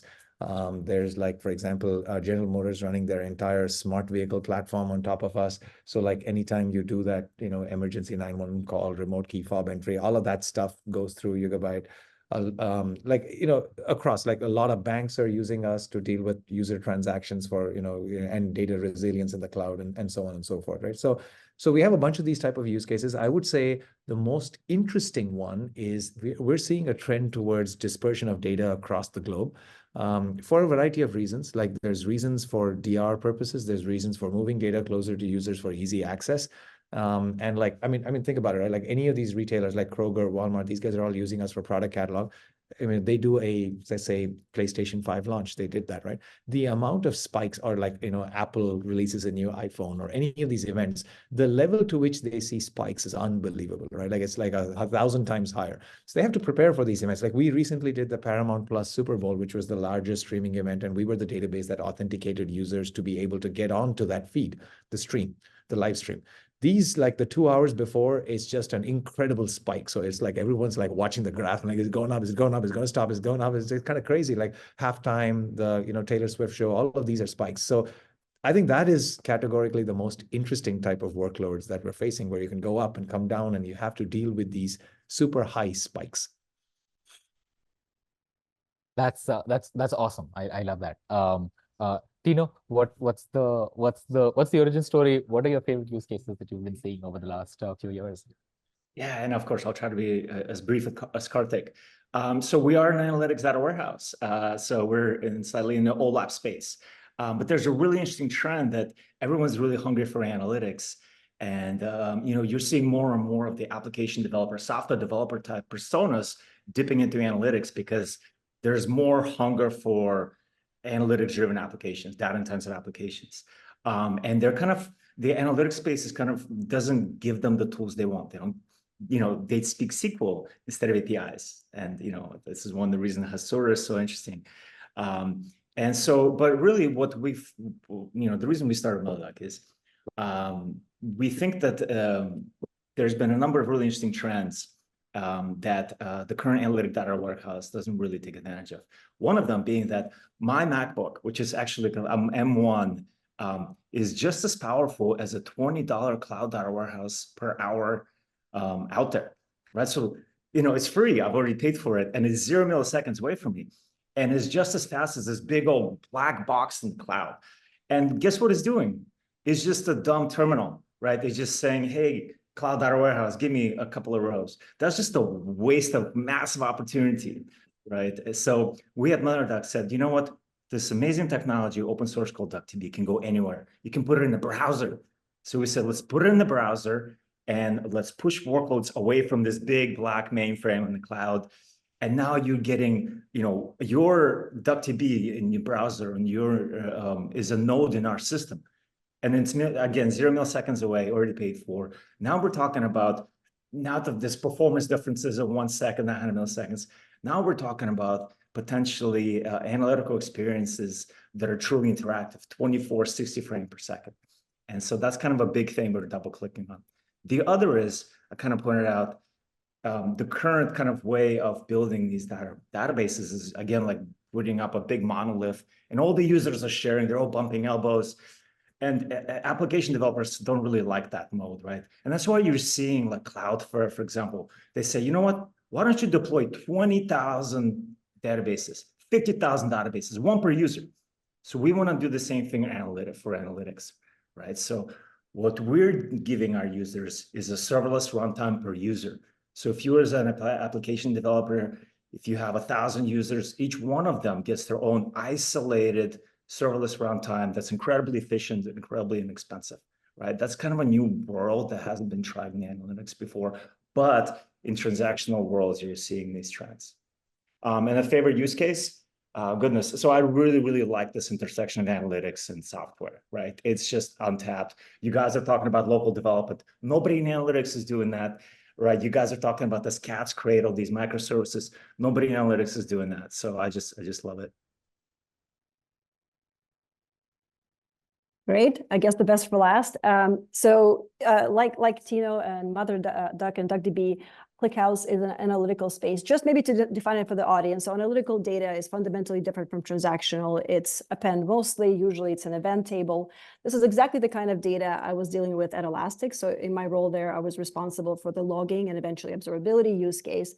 What was interesting about ClickHouse, it's an open source technology, just got open source in 2016. By 2017, I was hearing from my customers about this amazing database where they were seeing, 10x benefits, both in terms of resource consumption, and thus cost as well as performance. And they started moving away from Elastic. And it wasn't because Elastic was a bad database, but it's because ClickHouse and technologies similar to it really realized that when it comes to structured analytical data, you can, in fact, have this very disruptive resource and cost structure. Elastic was really an expert at search, at semi-structured data, but if you know the structure of your data, ClickHouse was delivering much better benefits. So maybe going back to kind of where ClickHouse was born, it was really originally developed for web analytics use case, thus the name, ClickHouse, Clickstream Data Warehouse, but then quickly expanded to marketing analytics, product analytics for folks like me, eventually observability, right? So logs is just events, traces are just events. So we're seeing both those use cases. But what's more interesting, and Tino, I think, alluded to it, the world of data warehousing is absolutely getting transformed. I've recently written a blog on this about unbundling of the cloud data warehouse. There's definitely been a lot of innovation that came from that technology, but now that all of this data is in the cloud, there's a lot of interesting opportunities for where it could go, what kind of architectures could be there. So we're seeing some interesting use cases there as well for internal teams. And finally, you really can't get away from AI ML in not only Gen AI spaces. ClickHouse is often used as a feature store. There's a lot of structured data out there. Big, medium, small, really doesn't matter. But structured all-up data stores and analytical data stores like ClickHouse are really a great use case for that. So yeah, and ClickHouse Inc., we're the company behind ClickHouse. Our main focus is serving both the open source community as well as building a cloud offering around it. Got it. Yeah, no, that's awesome. I think the both of us, I think Tino and I should have also mentioned about the open source and cloud. Yeah, so all de facto open source only here. So this okay, never mind. Okay. But no, that's great. Thanks everybody. I think when we kind of start to think about, and this is what we've been noticing and what some of you alluded to as well, right? Is like we see this kind of the world of data and API and software development colliding, right? Especially with AI and ML, where it's getting very confusing what our usual personas used to be, right? Where we had a data analyst who would like do things, but now they're also the engineer who's building something. And are they accessing it in an analytical way or a transactional way or a data retrieval for AI kind of way, right? Which is, it's slightly different beast. It's been very interesting to see kind of those ideas collide together, right? Everything from the way that we deal with a large amount of API sprawl, where you kind of take ideas from the data catalog ecosystem a little bit, right? To this idea of composable access, which is an idea more from SQL, where can I query what I want as opposed to the API pre-deciding for me what it should give me, right? And the two kind of central ideas here is, one is the idea of data access over an API. And the second is the idea of being able to compose that, meaning that get data from multiple places to kind of hydrate that API, right? And so when we kind of think about those use cases, which is this ability to compose or join things from not just within the same system, but across systems, and that ability to talk over an API instead of talking over, say, SQL, what does that mean for your users, for the use cases that you folks are seeing? And maybe Tanya, you can kick it off. Yeah, absolutely. So as I mentioned, analytical databases are for events, but they're not used in isolation. In the end, those events come from somewhere, usually the fundamental data that would be used to generate some of that activity. For instance, a product catalog or a customer catalog will be stored in a transactional database, whereas the events, especially at high scale, may go into a more specialized database like ClickHouse. But in the end, what users want is they want to get results from both, right? They may have a product ID and an analytical database that they need to join with metadata that is, where the source of truth is a transactional database. Now, what users may ask me for is say, hey, Tanya, I really want change data capture from your database of choice, and I would like to duplicate this data and keep it in sync, and we'll support that. But if you think about it, that lift of like creating these sync jobs, it's really, really high. And actually, one of the sort of roadmap items for me is like how much down the rabbit hole do I want to get into sort of supporting all of these flows right inside my technology. There's third-party technologies out there. I think what often users don't realize, right, and this is why I'm excited about what you're announcing today, is that if you had a layer that could seamlessly just query the data where it is to create exactly that answer back to them. That is so powerful. You don't have to now create these complex pipelines and sync jobs. And I think many users are just unaware that it's possible, that it's that simple. And so what they ask me for, is something much, much more complex. So I'm very excited. I think it's a really powerful use case for my users. No, thanks a lot, Tanya. And I think it's the same, like it's also been, it's interesting, right? Because right now it feels like the only available solution for us is to ETL data from one place to another. And like you said, that's very expensive to not just set up and like make that data move, but also to operate, right? It's like your governance and modeling, and something changed in the source, and like, is that field being captured or governed or secured and like complied with appropriately as it comes into the sink? And it's an expensive process. And many times you might need to do that, but many times you just don't. And sometimes you don't know. So sometimes maybe you start with saying, well, let it be in different places. And if I need to, for whatever reason, I'll figure out how to move it to a different place. But to maintain like a consistent API while doing that in the background, while improving performance or while solving for certain kinds of data residency problems as we need to, right? I think that becomes an extremely powerful idea, right? And helps us kind of like leverage data where it is ASAP. But then also know that like we have the flexibility to do whatever without affecting our end consumers. When you think about kind of like these API use cases or composability use cases, what speaks to you, and where do you think it's relevant for your users and the kinds of use cases that you want to enable? Yeah, I think it's interesting because for the longest time, people used to say, well, just throw it in the data lake and then we'll sort it out, right? And I think people are becoming more mature, more responsible with things, thanks to better tooling. And, like Tanya, you came from observability, you know this better than anyone, right? That it's a necessary evil to have this layer on top that kind of acts after the fact, that even identifies that things are broken. What Hasura gives you is a layer of governance and responsibility in the interoperability that kind of imposes the right patterns, right? So you mentioned this, Tanmai, right? If somebody changes the schema somewhere at the source, right? I shouldn't have to wait until some chart sees it, later in the evening. The system needs to be able to handle these types of scenarios. So I think that's really exciting. There's really another brand new pattern that I'm seeing, and I've heard it be called compute on data. And it kind of plays into the world that we're building together as well. And it's the fact that, yes, like moving data in order to make it useful is an artifact that's going away. And actually keeping data where it is the more sensible, again, thanks to better governance, better tooling is the most sensible way of doing things, more efficient way of doing things, right? The problem thus far has been, if you try to do that, you get this cat's cradle that you can't manage, right? So with the announcements today, I think that will make things better. But the other aspect of compute on data is deploying things like, I've seen this with lots of customers these days, deploying things like this tiny DB runtimes everywhere in your environment, and using that for analytics, using that for really kind of like small ETL, small reduction of data. Because at the end of the day, sometimes the way data looks in Postgres is not the same way you want it to look, to the end user, right? So sometimes it's unavoidable to do a little bit of transformations. No, that makes a lot of sense. Karthik, coming from a very different world on kind of more transactional than analytical, when you think about kind of these API capabilities, and composability capabilities, right? What kind of speaks to you for your users? Yeah, I'll maybe start with the composability capability, right? I would say the Yugabyte DB, it sits right on the other side of the table, right? So everything that, I think at least you were mentioning, Tanya, on everything your users ask you guys, or I'm sure same for you, Tino, about how to ingest, they ask us about how to export, right?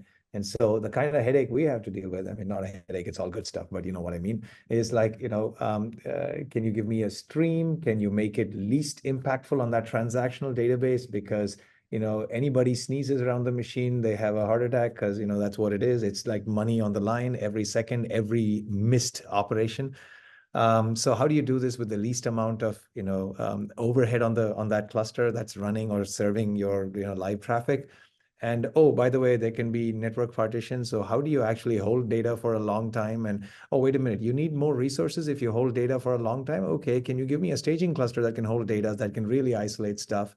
And yeah, that's a lot of data now that builds up, like you were saying, Tino. You start doing this stuff, pretty quickly it adds up because you made it easy, and now it really adds up. And no one wants to pay more than they're making. So then it's like, can you give me that filter that I can push down on the CDC stream, which goes to the new thing, which retain? I mean, you know what I mean, right? So it keeps going, right? It's a huge ecosystem in itself. Like we try our best to integrate with partners. We try to leverage the commonality of what people can do. So wherever it's not needed, it's a lot more efficient. Like I mean, you're right, Tanmay. Ultimately, it may be needed in a bunch of cases, and it absolutely should be used the way all of this is worth it, right?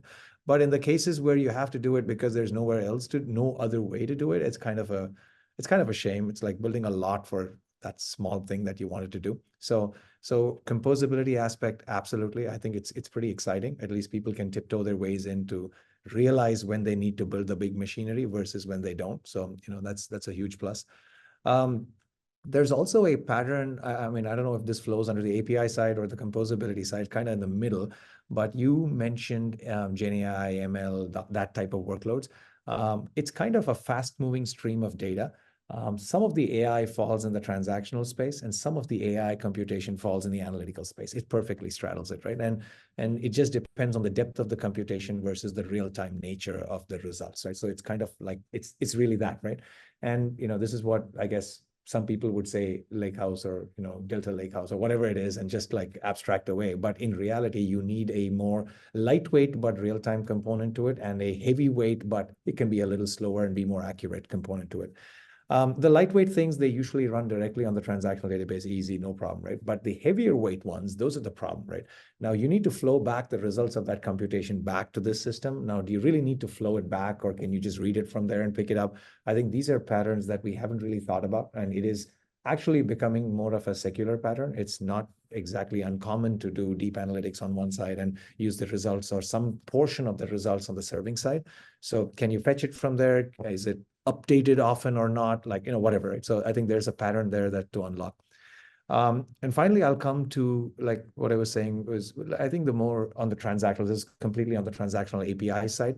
APIs, I think quite a fair percentage of them are used on top of transactional data.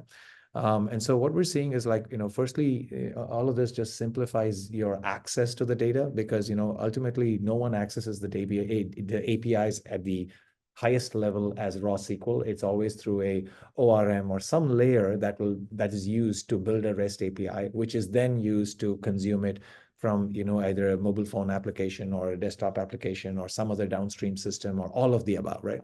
So invariably, there's always a API component that comes in, and making that cookie cutter, making the security and the observability and the scalability, availability, all of that is super critical. And flipping this around, right? What Hasura does to the Postgres data, we kind of extend it down into the database side of the stack for the OLTP data, right? Like make it available and scalable. And the last thing that we're seeing is also data being distributed all over the place, right? For three reasons. Disaster recovery, because we moved to the cloud, we made it cheaper, but we also made it highly probable to fail because that's the nature of the game. So that means now you have to do extra work to make sure if it fails, you can do something about it. And so that brings about dispersion of data, the first reason. The second reason is, you have global users, and nobody really cares about the sob story of how difficult it was to build. If it's not quick, I'm going to the next service. That's really the, consumption mentality now. I'm probably doing the same thing, but you know what I mean? So that's a second. And then the third one is the government's got in and said, if a person from country X, makes a transaction on a server stored in country Y, whose data is it? And so they said, like, this is not even worth fighting. As many countries have said, my data for my people have to be in my country. So this unfortunately means that if a single person goes on vacation to a different country and comes back, where do you store the data? Well, it turns out you got to store 5 transactions here and 50 transactions in the other place and blend them and do all of this stuff. So there's 3 reasons, and app development gets complex. And that's where this layer also can bring a lot of superpowers. At least this is more from a transactional perspective. So No, that's awesome. I think that speaks to kind of this idea that if we are kind of seeking to commoditize these infrastructure capabilities, right, so that people can get on with the business of business building, then being able to for vendors like us and for the entire industry to be able to solve those problems in a way that we have to deal with the headache of understanding what government regulations to support and developers can just kind of build things, right, is the future that we all want to move towards, right, from a developer experience and developers building the future kind of perspective. We're almost at the close of our session, so I'd love to end with what are the items that are coming up on your roadmap over the coming quarters, maybe over the year, that that you'd like to talk about, that you're most excited about, especially if it's relevant on the kind of API real-time consumption side, that'd be great. But even otherwise in general, right? What are you most excited about this year on your roadmap? Tanya? Yeah, absolutely. So I already mentioned the use case around Feature Store, which has been pretty fundamental to use of ClickHouse in kind of data science type organizations, training models. The new capability we're working on this year, it's already experimental, is vector search. And this is something that Karthik mentioned more on the serving side, using embeddings to sort of complement your other analytical queries. So you may have like a fraud analytics use case. You already use aggregations to kind of answer the question of like, is this transaction fraudulent or not? You may want to add an embeddings-based component to it. So doing that straight in one database is a pretty powerful thing in the analytics space. The reason this is relevant to this conversation, we often get requests, just take a SQL query and turn it into an API. And this is for speed of prototyping. This is just to make a developer team move faster with a different skill set and not writing boilerplate code. This comes up all the time. So even outside of cross-domain join, just what you have at Hasura is so powerful. I'm sure my users don't want to take some feature that I built for this purpose. They want to use a technology that works across different domains, across different databases. This is coming up more and more for us. Everybody wants to move faster, and time to market is everything. Yep. This is absolutely true, right? I think I think this business of like, if I've done my hard work in choosing a database and in setting it up well and in doing kind of the data modeling at that layer and doing the transformations and whatnot, like, why do I need to build the API? Like, can that be free? Can that be as free as possible, right? And no, that I think speaks to all of our users and resonates with kind of the speed at which people need to be doing things. Tino, what about you? What are you looking forward to this year on your roadmap? Well, we're actually quite new, I guess. Our first version of our product came out less than a year ago. So we're driving towards general availability. So a lot of really boring things, right? Just the things required to actually even, call yourselves a production grade data warehouse is really important. But I think, the things that are really exciting for us is are all the things, as Tanya pointed out, right? Like developers are really exciting. There's probably 10 times as many developers as there are analytics experts. So it's as analytics is dipping into its toes into that space, we're seeing that the ergonomics that we've provided over decades are insufficient. So APIs, right? SQL is not as fun. But also there's other opportunities, right? We've talked about WebAssembly being a new frontier. And you guys talked about local development being a new frontier, right? Again, like this big cloud monolith that you can only talk to, through these asynchronous calls. You can't do CI/CD with that, right? So we're double clicking on that as well. That's awesome. Karthik, what about you? What's cooking?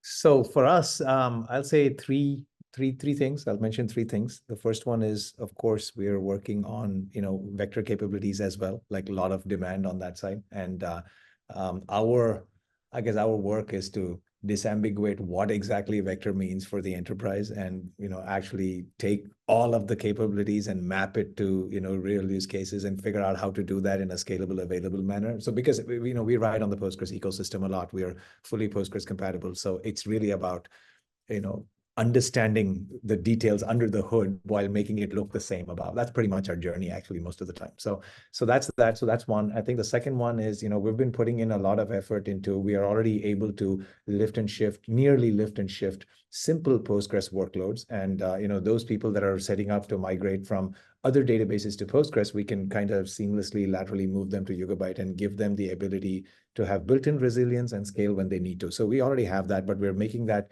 easier with a migration toolkit, like because while Postgres has a migration tool and a script and a library, it has too many of those and too many, you do a different thing for Oracle, you do a different thing here, you do a different thing. And after a while, even we're like, what the hell is all this? Like, let's just throw it all in and put the if condition somewhere else and, just figure it out automatically. So that's one.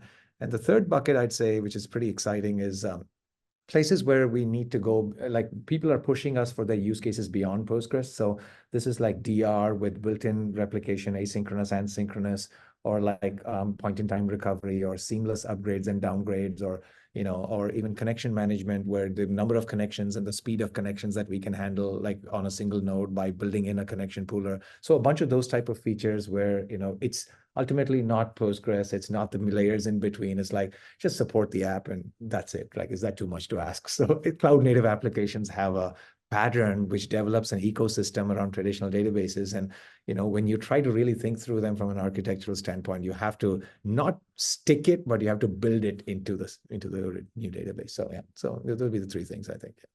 No, that's awesome, folks. I think over the next few weeks, as we're kind of rolling out our connectors that are specialized for Yugabyte, for MotherDuck, for ClickHouse, I'm really looking forward to kind of like incorporating some of these ideas that we've discussed into reference architecture, so that people have kind of a way of thinking about, if I'm building this kind of a thing, this is what that architecture looks like. This is how I can build an application, test it out, scale it up, etc. And as kind of we get the developer community kind of moving and excited about and educated about how to use kind of some of these new ideas that you folks are at the frontier of, I think it's just going to be absolutely amazing year.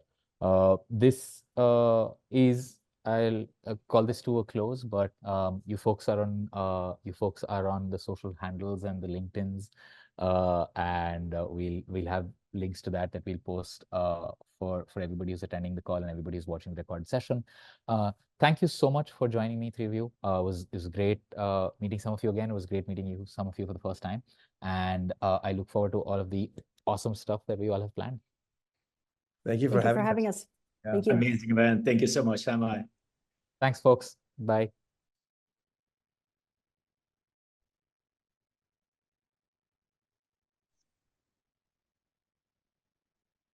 All right, Tanmai, my turn again. Yes, sir. Awesome. Well, thanks so much, folks. We've had a great call today, and we're not quite done yet. Like we said, we've budgeted more time, but we do know that some of you probably have some curious questions to our engineering side and our product side, as we are going to do an AMA in just a little bit. But before we do that, just in case you're going to be jumping off, wanted to throw some resources your way. We want you to try DDN. We want to get your feedback about it as well. But you can see the first link we have there, console.hasura.io. Go give it a run. Go give it a try. Go use the documentation, and please let me know if it's not up to par and doesn't help you get started quickly with the project. But hopefully it helps you see all the cool things that you can do. And yeah, we'd love your feedback. If you have any questions, hit us up on Discord. And like we said earlier, we have every Tuesday office hours. We'll send some more information out about that. We'd love to see you there for conversations as well. Tanmai, thank you so much for your time today. I don't know if you're going to stick around, but I think you actually have something that you're shifting over to next. So anything you want to say in closing before we move to the AMA? No, I think looking forward to all of the questions. I'll be on call as I head to my next, but and looking forward to some of the questions that come in. Thank you, folks, for joining us. It's been we still have a bunch of stuff in progress as we land GA. So some of the docs and developer experience kind of commands are coming through, and migration tooling, etc. that's coming through as well. But super excited about everything that's coming, and looking forward to as much input that you can give us over the next few days and weeks to shape and hammer out the final look of DDN. Especially if you're thinking about Hasura in kind of a platform way, you're thinking about next level composability features and those requirements that you have. Share it all with us, and pain us to get the best experience that you want, and all of that will get hammered in. So thanks so much, folks. And I'll be on as well, answering some questions. All right, thanks so much. Like it says on the screen right now, because we love good query, but we're going to be talking with our engineering and product side. So for all the people that we have, they're going to be panelists for the AMA. If you folks want to go ahead and come up onto the stage, I know Zach's going to kind of put us into a somewhat interactive mode where, if I saw it correctly, we were in some chairs in an auditorium. Rahul, I think that's coming next. But I'll go ahead and kind of lay the ground rules out. And here we are here. I think we got Abhinav with us as well. And any questions that you folks have, if you just want to throw them in the chat over on the right-hand side, I'll kind of play moderator here and bring the questions out so that we can have them as a part of the recording. And if you don't happen to have questions, because I know that we're very far into the duration of this call, we can always do those on office hours or just in Discord asynchronously. Yes, the view is nice. Rahul and I are the goody two-shoes that are front and center of the classroom. Shocker. We do have a question on entitlements, and we have the right panel for that. Maybe we can take that up. Yeah, sure. So the question is, can you talk about data governance, especially user entitlements to specific data elements and objects within your organizations? How's it implemented? And how's Hasura helping you to manage the same things? So I think the question here, Rahul, maybe would probably be best for you. If you want to jump in, talk a little bit about permissions in particular. So authorization has always been front and center for us when we think of the product. Many V2 users love the authorization framework which we have. And in V3, we are bringing in a new entitlements framework, and Abhinav can provide more details into what we are thinking and what's up for releases in the coming weeks and months. Yeah, I can chat a little bit about that. So the way permissions work in Hasura in general is that so what Hasura V2 has is like RPAC, where you define certain roles in your system. And for each role, you can define what part of the subgraph they have access to, if there is a model or a table, which specific rows you have access to, and so on. What we are doing in V3 is basically expanding that to a general authorization rule-based system. So what you can decide, what you can do is like define authorization rules, is that if some condition is met, then allow access to these particular parts of your subgraph or these particular objects in your domain. Or if this condition is met, then deny access to some parts of the object or deny access to some part of the subgraph. These conditions can use anything in your session variables and your claims. So one way to hook up any external entitlement system that you already have in place would be to just inject that context into the session and use it from there.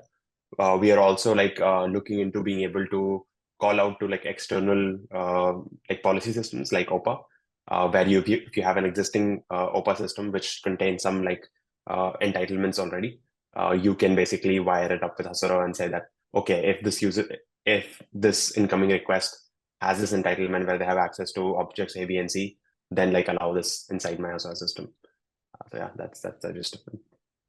Speaking in particular about the concept of greenfield applications, so from the Hasura perspective and writing things in the metadata, the LSP authoring experience is so nice, and that those guardrails are there for you. It lets you know what you can and cannot do, how to scaffold your metadata. So it's a very nice experience I found in trying to do authorization within Hasura itself. But yeah. Right, shifting gears here, we have another question that's talking about running GraphQL engine and the viability of running it on your own hardware. So the question is just essentially what resources are available, like Docker images and any kind of documentation. And then we got a shout out that they appreciate all that we do. That's awesome. I'm going to make a guess here just based on what Akshay has shared, that we're going to have a repository as a demo coming out very soon along with documentation. Rahul, would you be able to say any more than that about how somebody can get up and running with OSS with V3? Yes, so first of all, everything you saw today, the engine, the connectors, everything is open source. In fact, we're doubling down into our open source story in V3 with the entire connector ecosystem being open sourced, and with Akshay's demo and resources being on a share going forward. You'll be able to host V3 engine and do local testing and all this cool stuff we want to do on our local machines. However, we just also want to mention the fact that let's decouple open sourceness with local development, I would say, because as much as you want to run these resources on your own hardware, try Hasura Cloud out with the new pricing. With the same experience, you should be able to do without the hassle of hosting things yourself, but we will have options for local development, as Akshay mentioned, coming forward. Yep, absolutely. Any other questions from you folks over here? So If you're TypeScript curious about- connector, yeah, TypeScript connector is type cloud. In fact, the demo which I presented, it was all the functions were hosted on cloud, and it will have both local and cloud options, and all other. So manually, yes, you should be able to host those functions on Hasura Cloud. Yep, and then we have a question about the recording over there, and yep, it'll get sent out via email after this call. If anybody's curious, Abhinav really is this short compared to Rahul and I, just from the video. And I'm tiptoeing. All right, folks.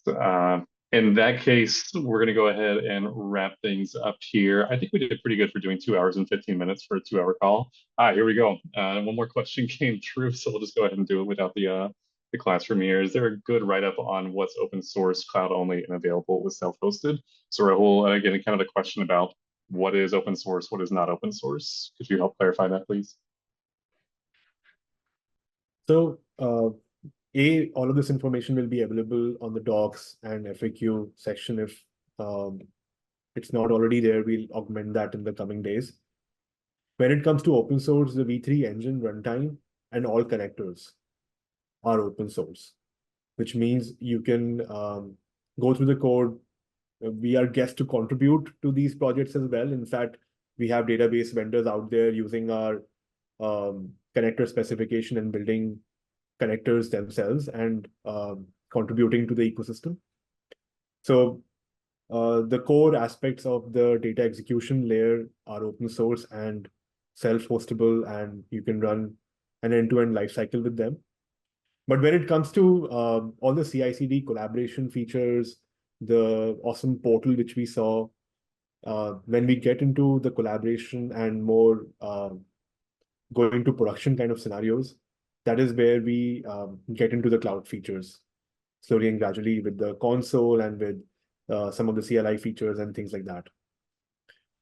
So hope that kind of answers that question. If not, let us know what clarifications you need. We might do a better job in providing documentation on this going forward. Yeah, just on that note, right, we have a feedback component on all the documentation pages, folks, and we do read every single one of those. I promise as they come through, we get a Slack notification about it. So if you have something on the FAQ that's unclear, let us know, and we will absolutely pick that up as quick as we can. Awesome. All right, I'm gonna talk real slow for this last bit, see if one more question comes through. Otherwise, we're gonna go ahead and wrap things up. As I was saying, 2 hours and 15 minutes into a 2-hour call. We're getting better at our time estimation here, I think, in our forecasting for how long things take. So that's awesome to see. But thanks everybody for being here today. Rahul, Abhinav, thanks for helping on this AMA. I appreciate it. Long day for Wolfgang, yes. And everyone on the call, thanks so much for being here. All the folks from Inside Hasura, thanks for being here as well. And thanks for all your hard work and supporting all of us on this call. And yeah, see everybody online very soon. Bye.